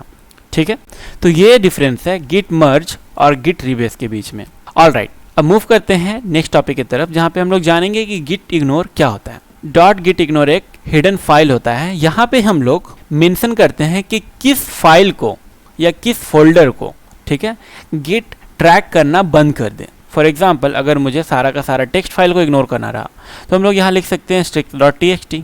ठीक है, स्ट्रिक्ट मीन्स ऑल जो टेक्स्ट फाइल है सबको इग्नोर कर दो। ठीक है, या फिर हम लोग कोई पार्टिकुलर फाइल को अगर इग्नोर करना चाहते हैं तो उस फाइल का नाम दे सकते हैं। अगर कोई फोल्डर को इग्नोर करना है तो यहाँ पे आप फोल्डर का नाम दे करके स्लैश दे दीजिए। ठीक है, वो फोल्डर इग्नोर कर देगा। ठीक है, सारे हिडन फाइल को इग्नोर करना है तो आप इस तरह से कर सकते हैं। ठीक है, तो ये है इसका एग्जाम्पल। आइए इसे हम लोग प्रैक्टिकली देखते हैं, फिर आपको समझ में आएगा। मैं यहाँ पे 2-3 फाइल बना ले रहा हूँ। ठीक है, मैं लिखता हूँ touch a.mp4 b.mp4। ठीक है, मैंने यहाँ पे 2 फाइल बना लिया, a.mp4 b.mp4। यहाँ पे आपको दिख रहा है। अब मैं चाहता हूँ कि इसके अंदर कितने भी वीडियो फाइल आए गिट उसको ऐड ना करे। ठीक है, गिट उसको ट्रैक ना करे। तो इसके लिए हमको क्या करना होगा, एक फ़ाइल क्रिएट करना होगा गिट इग्नोर के नाम से। ठीक है, तो चलिए हम लोग एक फ़ाइल क्रिएट कर लेते हैं डॉट गिट इग्नोर। यहाँ पर अगर आप देखें तो एक गिट इग्नोर के नाम से एक फ़ाइल बन चुका होगा। अब आप ये सोच रहे होंगे कि गिट इग्नोर फाइल बना आखिर तो हमें दिखाई क्यों नहीं दे रहा है। तो मैं आपको स्पेसिफाई कर दूं कि लाइनक्स में जितने भी फोल्डर्स या फाइल्स डॉट से स्टार्ट होते हैं, ठीक है, डॉट से स्टार्ट होते हैं, वो सारे के सारे हिडन होते हैं, वो आपको दिखाई नहीं देंगे। ठीक है, तो चलिए हिडन फाइल को अगर हम लोग शो करते हैं तो हमें दिखाई देगा। मैं यहाँ चेक करता हूँ शो हिडन फाइल। अब आप देख सकते हैं यहाँ पे हमें एक फाइल दिखाई दे रहा होगा डॉट गिट इग्नोर। ठीक है, एक और फाइल है डॉट गिट, ये भी हिडन है। ये क्या करता है, ये डॉट गिट जो फोल्डर है इसी के अंदर सारा का सारा इन्फॉर्मेशन होता है जो भी हम लोग चेंजेस कर रहे होते हैं, ठीक है, कि कौन सा फाइल कब चेंजेस किया, किसने चेंजेस किया, ये सारा का सारा इन्फॉर्मेशन डॉट गिट के अंदर स्टोर होता है। और अभी हम लोग डिस्कस कर रहे हैं डॉट गिट इग्नोर के बारे में। डॉट गिट इग्नोर में हम लोगों को वो नाम लिखना होगा जिसे हम लोग इग्नोर करना चाहते हैं। तो चलिए इसे ओपन करते हैं। यहाँ मैं लिखता हूँ कि जितने भी डॉट MP4 फाइल हैं, ठीक है, जितने भी डॉट MP4 फाइल हैं उसे इग्नोर किया जाए। इसे करते हैं सेव एंड क्लोज, ठीक है।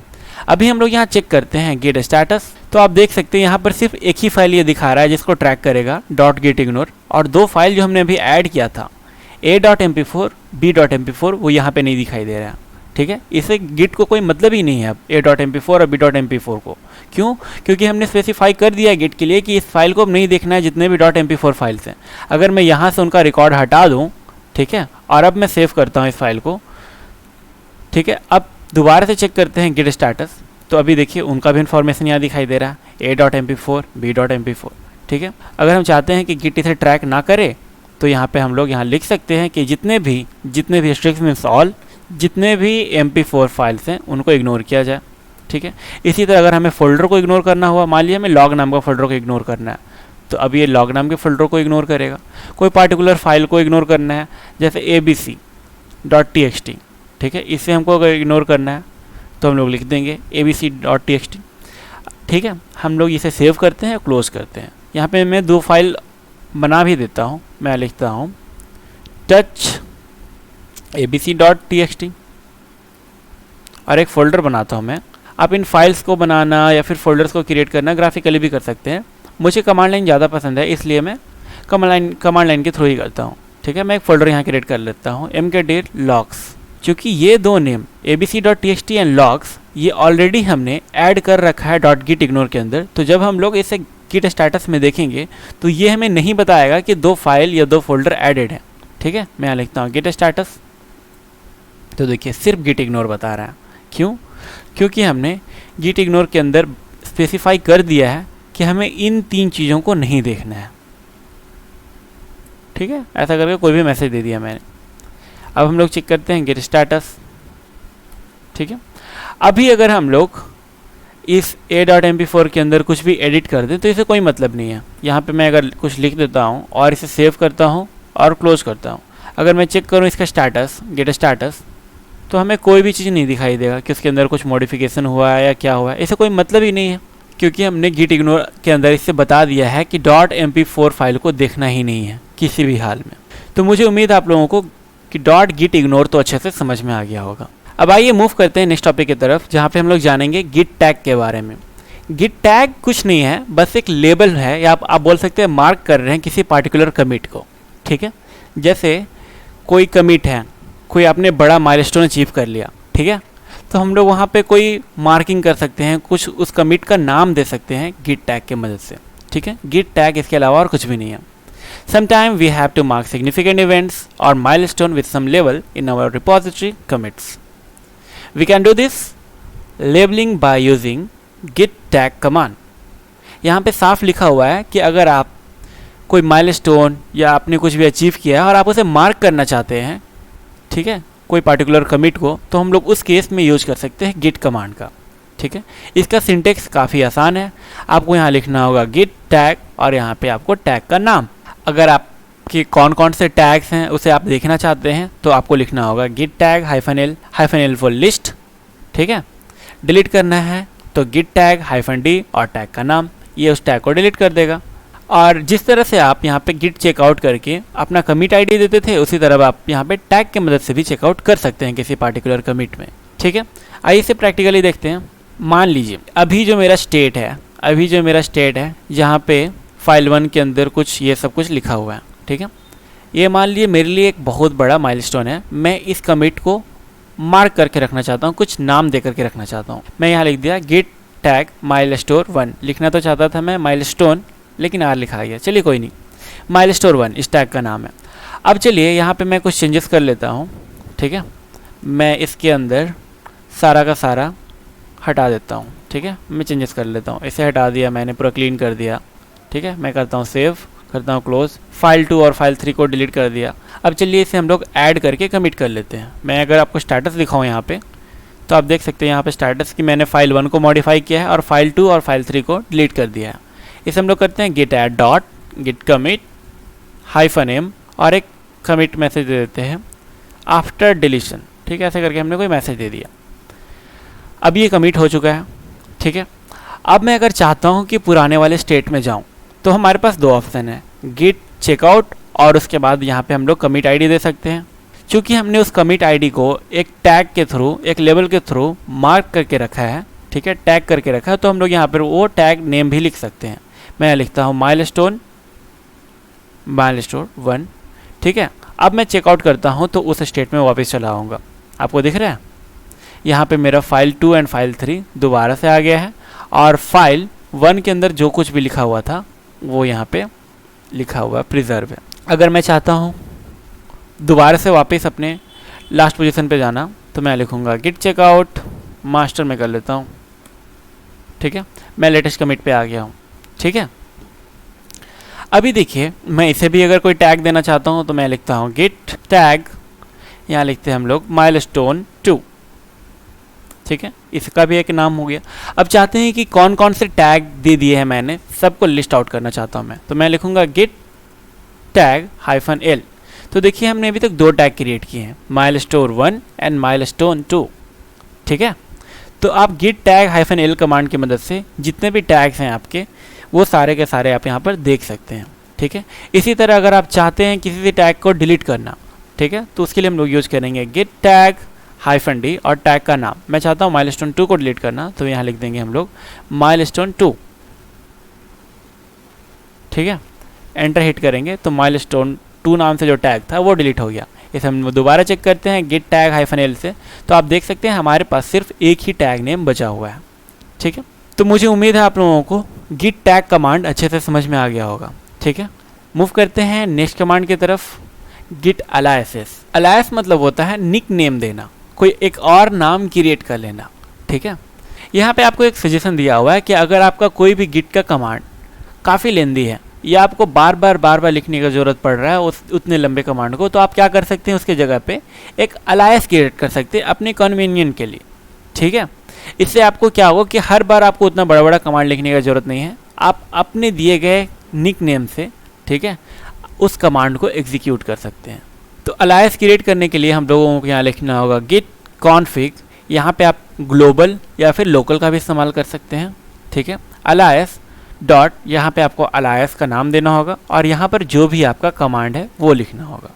ठीक है, इसी तरह अगर आप डिलीट करना चाहते हैं तो लिखना होगा गिट कॉन्फिग, यहाँ पे आप लोकल या ग्लोबल दोनों यूज कर सकते हैं, --- अनसेट अलायस डॉट, जो भी आपका अलायस का नाम है। ये क्या करेगा, वो अलायस को रिमूव कर देगा, निकनेम को हटा देगा।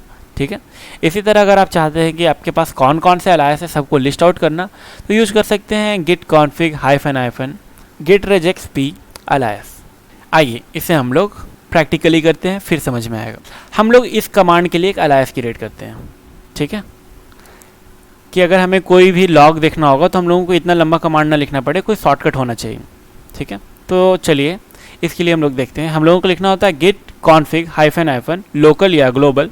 ठीक है, तो हम लोग यहाँ लिखते हैं गिट कॉन्फिग --- लोकल। ठीक है, उसके बाद लिखना होगा अलायस डॉट, जो भी आप नाम देना चाहते हैं। मैं यहाँ देना चाहता हूँ log o, मतलब log 1 लाइन। ठीक है, मैं ये नाम देना चाहता हूँ, सपोज मेरे केस में, आपको ये अच्छा नाम दीजिएगा। ठीक है, उसके बाद यहाँ पे आपको कमांड देना होगा, तो मैं कमांड दे देता हूँ गेट log -1 लाइन। अब इतने बड़े कमांड के बदले हमें क्या टाइप करना होगा, सिर्फ गिट log o। सॉरी, हमने गलत कमांड दे दिया। यहाँ पे हम लोगों को लिखना होगा सिर्फ गिट log -1 लाइन, क्योंकि गिट तो पहले से लिखा आता है। अब हम लोग लिखेंगे गिट log o, तो हमारा काम हो जाएगा। दिख रहा है, यहाँ पे एक और क्रिएट करते हैं। ठीक है, हमारे पास एक कमांड है गिट चेकआउट और उसके बाद हम लोग लिखते हैं ब्रांच 3। ठीक है, अगर ब्रांच 3 में जाना होता है तो इसके लिए चलिए हम लोग कोई बना लेते हैं शॉर्टकट, इसका अलायस क्रिएट करते हैं। तो इसके लिए हम लोग लिखेंगे गिट कॉन्फिग --- लोकल अगर आप चाहते हैं कि पूरे ग्लोबल में रहे, ग्लोबल मतलब क्या कि आप कहीं पे भी गिट का काम कर रहे हैं अपने कंप्यूटर में तो हर जगह वो एप्लीकेबल हो। मैं चाहता हूँ कि इस पार्टिकुलर रिपोजिटरी के लिए कोई अलायस क्रिएट किया जाए तो हाइफन लोकल का इस्तेमाल कर सकते हैं। ठीक है, तो यहाँ लिख रहे हैं गिट कॉन्फिग हाइफन लोकल, उसके बाद लिखते हैं अलायस डॉट, जो भी आपका अलायस का नाम है हम लोग यहाँ लिखते हैं सी आउट। ठीक है, चेकआउट को हम लोग शॉर्टकट में क्या लिख रहे हैं, सी आउट, और यहाँ पे हमारा कमांड होगा तो यहाँ लिख देते हैं चेकआउट। ठीक है, चेकआउट, या चलिए इवन और भी छोटा नाम लिख लेते हैं हम लोग, यहाँ लिख देते हैं सिर्फ सी। ठीक है, चेकआउट मतलब सी, छोटा सा नाम दे दिए कि सी लिखने पे वही काम होना चाहिए जो चेकआउट लिखने पे काम होता था। अभी एंटर हिट करेंगे। अब आप देखिए मुझे लिखना होगा गिट सी और यहाँ पे नाम देना होगा कि जो भी आप ब्रांच में जाना चाहते हैं। मैं लिखता हूँ ब्रांच 4, मैंने स्पेलिंग गलत लिख दिया, ब्रांच 4। तो देखिए चेकआउट लिखने से जो काम होता था वो मेरा क्या हो रहा है, सिर्फ गिट सी लिखने से ही मेरा काम हो जा रहा है। तो हमने क्या किया, ये सी एक अलायस क्रिएट कर दिया है, किसका, चेकआउट का। चेकआउट और सी अभी यहाँ पे दो अलग अलग चीज़ नहीं है, ये दोनों एक ही चीज़ है। सी मतलब भी क्या हो रहा है, इंटरनली चेकआउट हो रहा है। ठीक है, तो इस तरह से हम लोग कोई भी अलायस को क्रिएट कर सकते हैं। ठीक है, इसी तरह अगर हम लोग चाहें तो अलायस को रिमूव भी कर सकते हैं। रिमूव करने के लिए हमारे पास है command Git config hyphen global और लोकल, उसके बाद लिखना होगा हाइफन अनसेट। तो चलिए हम लोग अगर रिमूव करना चाहते हैं लोग ओ को तो वो रिमूव कर सकते हैं, और अगर आप रिमूव करना चाहते हैं सी को तो सी को भी रिमूव कर सकते हैं। हम लोग लिखेंगे Git config hyphen local, Git config hyphen local, उसके बाद लिखते हैं हम लोग hyphen unset alias dot C. Enter hit करते ही हमारा अलायस रिमूव हो चुका है। अब अगर हम लोग सेम कमांड को एग्जीक्यूट करें गिट सी मास्टर में स्विच करने के लिए, तो ये काम नहीं करेगा। ये गिट सी को जानता ही नहीं कि सी मतलब क्या, नहीं समझ पा रहा है क्योंकि हमने रिमूव कर दिया है अलायस को। ठीक है, इसी तरह अगर आप देखना चाहते हैं कि कौन कौन से अलायस हैं तो हम लोगों को लिखना होगा git config get regexp अलायस।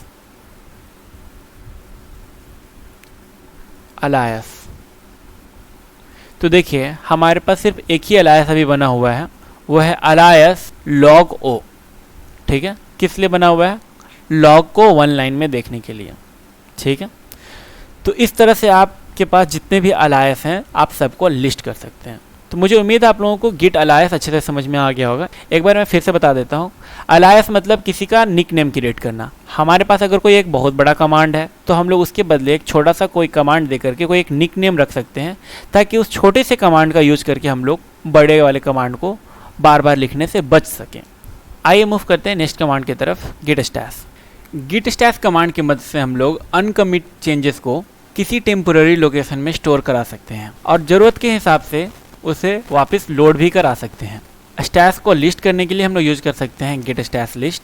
इसी तरह कोई पार्टिकुलर स्टैश को देखने के लिए गिट शो और स्टैश का आईडी। स्टैश को वापस से लोड कराने के लिए गिट स्टैश अप्लाई और स्टैश का आईडी देंगे, और स्टैश को क्लीन करने के लिए हम लोग गिट स्टैश क्लियर का यूज़ कर सकते हैं। अब आइए हम लोग गिट स्टैश का रियल लाइफ एग्जाम्पल समझते हैं और उसे प्रैक्टिकली देखते हैं। मैं एक फ़ाइल क्रिएट करता हूँ features.py। ठीक है, इसे ऐड भी कर लेते हैं फिलहाल git add dot tracking list में। ठीक है, features.py में मैं कुछ काम कर रहा था। मान लीजिए मैंने 20 लाइन ऑफ कोड लिखे है इसमें। ठीक है, बहुत ही इंपॉर्टेंट कोड था, मैंने बहुत ही मेहनत से इसे लिखा। तभी मेरे पास एक क्लाइंट आता है, वो बोलता है कि फाइल 1 के अंदर बहुत बड़ा बग आया है, उसे क्विकली रिजॉल्व करना बहुत ही इंपॉर्टेंट है। मैं इस कोड को अब कमिट भी नहीं कर सकता क्योंकि ये एक पार्शियली इम्प्लीमेंटेड कोड है। ठीक है, और इसे डिलीट भी नहीं कर सकता क्योंकि मैंने इसे बहुत मेहनत से लिखा है। तो मैं इसे क्या करूँगा, एक टेम्पोररी स्टोरेज में स्टोर करा दूंगा। ठीक है, इसे सेव करते हैं, क्लोज करते हैं। टेम्पोररी स्टोरेज में स्टोर कराने के लिए हम लोग यूज़ करते हैं गिट स्टैश कमांड का। मैं जैसे ही लिखूँगा यहाँ पे गिट स्टैश, ठीक है, तो ये क्या होगा, मेरा features.py या जितने भी चेंजेस है मेरे अभी नया, ठीक है, जिसे मैंने कमिट नहीं किया है, वो क्या हो जाएगा, एक टेम्पोररी स्टोरेज में स्टोर हो जाएगा। ठीक है, आप देख सकते हैं यहाँ से मैंने जैसे ये कमांड एग्जीक्यूट किया features.py यहाँ से चला गया कहीं। एक्चुअली वो एक टेम्पोरेरी स्टोरेज में जाकर के स्टोर हो गया है। ऑलराइट, अब मुझे जो भी काम करना था फाइल 1 के अंदर, जो भी बग फिक्स करना था वो मैंने कर लिया सपोज, ठीक है। अब वापस से मुझे लोड कराना है वो फाइल जिसमें मैं काम कर रहा था पहले। तो चलिए स्टैश के अंदर क्या क्या है वो हम लोग देख सकते हैं गिट स्टैश लिस्ट के मदद से। गिट स्टैश लिस्ट, आप देख सकते हैं यहाँ पर स्टैश का कुछ आईडी है और ये मेरा लास्ट कमिट का मैसेज है, ठीक है। मैं इस आईडी को कर लेता हूँ कॉपी, ठीक है, कॉपी कर लिया मैंने। मुझे अगर वो वापस से रीलोड कराना है जो मैं काम कर रहा था features.py पे, तो हम लोग लिखेंगे यहाँ पर git stash apply, ठीक है, और जो भी मेरा आईडी है वो, ठीक है, आईडी को मैंने करा दिया पेस्ट। जैसे ही मैं एंटर हिट करूँगा features.py जिस पे मैं पहले काम कर रहा था वो वापस से लोड हो जाएगा, टेम्पोरेरी स्टोरेज से उठ करके मेरा वर्किंग डायरेक्टरी में आ जाएगा, ठीक है। और जो भी मैंने कोड जहाँ तक लिखा था वो मेरा अभी भी प्रिजर्व है यहाँ पे, ठीक है। तो गिट स्टैश एक बहुत ही इंपॉर्टेंट कमांड है गिट का। इसके मदद से हम लोग पार्शियली इम्प्लीमेंटेड कोड को एक टेम्पोरेरी स्टोरेज में स्टोर करा सकते हैं। अगर हमें स्टैश को क्लियर करना होगा तो हम लोग यूज़ कर सकते हैं गेट स्टैश क्लियर कमांड का। मैं यहाँ लिखता हूँ गेट स्टैश क्लियर, ठीक है। और अगर दोबारा से आप देखें गेट स्टैश लिस्ट की मदद से, तो देखिए यहाँ पे कोई भी स्टैश आपको दिखाई नहीं दिया, ठीक है। अब ऐसा नहीं है कि आप एक ही बार स्टैश में कोई भी चीज़ को ऐड कर सकते हैं, आप जितने बार चाहें उतने बार ऐड कर सकते हैं, कोई दिक्कत नहीं है। तो मुझे उम्मीद है आप लोगों को गिट स्टैश कमांड अच्छे से समझ में आ गया होगा। ऑलराइट, अब मूव करते हैं आज के लास्ट टॉपिक की तरफ, जहाँ पे हम लोग देखेंगे कि रिमोट रिपोजिटरी के साथ काम आप किस तरह से कर सकते हैं। रिमोट रिपोजिटरी मतलब ऐसी रिपोजिटरी जो आपके पास लोकली मौजूद नहीं है। हो सकता है कि आपका रिपोजिटरी क्लाउड पे हो, जैसे कि गिटहब पे या गिटलैब पे या बिटबकेट पे। तो उस तरह के रिपोजिटरी को आप लिस्ट आउट कर सकते हैं with the help of git remote -v command से, ठीक है। रिमोट रिपोजिटरी को ऐड करने के लिए हम लोग एग्जीक्यूट करेंगे git remote add। उसके बाद आपका यहाँ पर कोई भी नाम आप डाल सकते हैं, यहाँ पर रिमोट रिपोजिटरी का URL होगा, ठीक है। इसी तरह से अगर आप रिमूव करना चाहते हैं रिमोट रिपोजिटरी को, तो ऐड के जगह पे आप रिमूव लिख दीजिएगा। किसी भी रिमोट रिपोजिटरी को आप डिटेल में जानने के लिए यूज़ कर सकते हैं show कमांड का, git remote show। यहाँ पे आपका रिमोट रिपोजिटरी का नेम होगा। तो आइए पहले गिटहब पे अकाउंट सेटअप कर लेते हैं। गिटहब पे अकाउंट सेटअप करने के लिए आपको जाना होगा github.com पे। उसके बाद आपको क्लिक करना होगा साइन अप पे। साइन अप पे क्लिक करने के बाद यहाँ पर आपको अपना email address, password, user name आपको प्रोवाइड करना होगा। जैसे ये सब कुछ आपने प्रोवाइड कर दिया, ये आपको एक वेरिफिकेशन कोड भेजेगा आपको वेरीफाई करने के लिए आपके ईमेल एड्रेस पे। आप जैसे ही वेरीफाई कर लेते हैं आपका अकाउंट सेटअप हो जाएगा। गिटहब पे डेटा अपलोड करने के लिए या डाउनलोड करने के लिए हमारे पास दो तरीका है। या तो हम लोग यूज़र आईडी और पासवर्ड के साथ अपलोड या डाउनलोड कर सकते हैं या पुश और पुल कर सकते हैं, और दूसरा तरीका है with the help of SSH। तो सबसे पहले देखते हैं कि यूज़र नेम और पासवर्ड की मदद से कैसे अपलोड कर सकते हैं या डाउनलोड कर सकते हैं। आपको उसके लिए इस यूज़र आइकन पे क्लिक करना होगा, उसके बाद क्लिक करना होगा सेटिंग्स में। सेटिंग्स में जाने के बाद सबसे नीचे आ जाइए, यहाँ पर डेवलपर सेटिंग का एक ऑप्शन होगा, उस पर क्लिक कीजिए। अगेन आपको पर्सनल एक्सेस टोकन पे क्लिक करना है और यहाँ पे एक जनरेट कर लेना है न्यू टोकन। यहाँ पे मैं नाम दे देता हूँ टेस्ट, आप कुछ भी नाम दे दीजिए यहाँ पे, ठीक है। इसे यहाँ पर आपको परमिशन देना होगा कि आप क्या क्या इस टोकन के साथ कर सकते हैं। मैं इसे रिपोजिटरी का पूरा परमिशन दे रहा हूँ।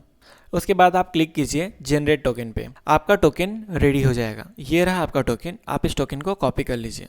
उसके बाद आपको अपने रिपोजिटरी पेज पे वापस आ जाना है। अभी देखिए यहाँ पे आपका कोई भी रिपोजिटरी क्रिएटेड नहीं है, हम लोग क्रिएट करते हैं न्यू पे। यहाँ पे आप रिपोजिटरी का नाम दे दीजिए, मैंने दिया लर्निंग गिट, ठीक है। अगर आपको डिस्क्रिप्शन देना चाहते हैं तो यहाँ दे सकते हैं, कोई रीडमी फाइल ऐड करना चाहते हैं तो इस पर क्लिक कर सकते हैं। यहाँ पे दो सेक्शन आपको दिखाई दे रहा है, पब्लिक एंड प्राइवेट। पब्लिक अगर आप कोई रिपोजिटरी को करते हैं तो कोई भी लोग इंटरनेट पे इसे देख सकते हैं, ठीक है। अगर आपका प्राइवेट है रिपोजिटरी तो सिर्फ आप इसे देख सकते हैं या फिर आपने जिसे परमिशन दे रखा है वो देख सकता है। उसके बाद आपको क्लिक करना होगा क्रिएट रिपोजिटरी पे, आपका रिपोजिटरी बन करके तैयार हो जाएगा, ठीक है। इस रिपोजिटरी को आपको ऐड कराने के लिए इस कमांड को एग्जीक्यूट करना होगा। ये कमांड मैंने ऑलरेडी आपको पहले ही बता दिया था, गिट रिमोट ऐड। यहाँ पे आप कोई भी नाम दे सकते हैं, इसने ओरिजिन दे रखा है और यहाँ पर उसका URL रहेगा, ठीक है।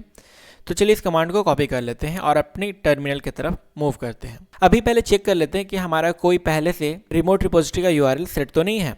उसके लिए हम लोग एग्जीक्यूट करेंगे git remote -v, ठीक है। यहाँ पे कोई भी एंट्रीज आपको नहीं दिखाई दे रही है। तो चलिए ऐड करते हैं जो कमांड अभी हमने कॉपी किया था। हमें लिखना है git remote add, यहाँ पर आपका कोई भी नाम होगा, ठीक है।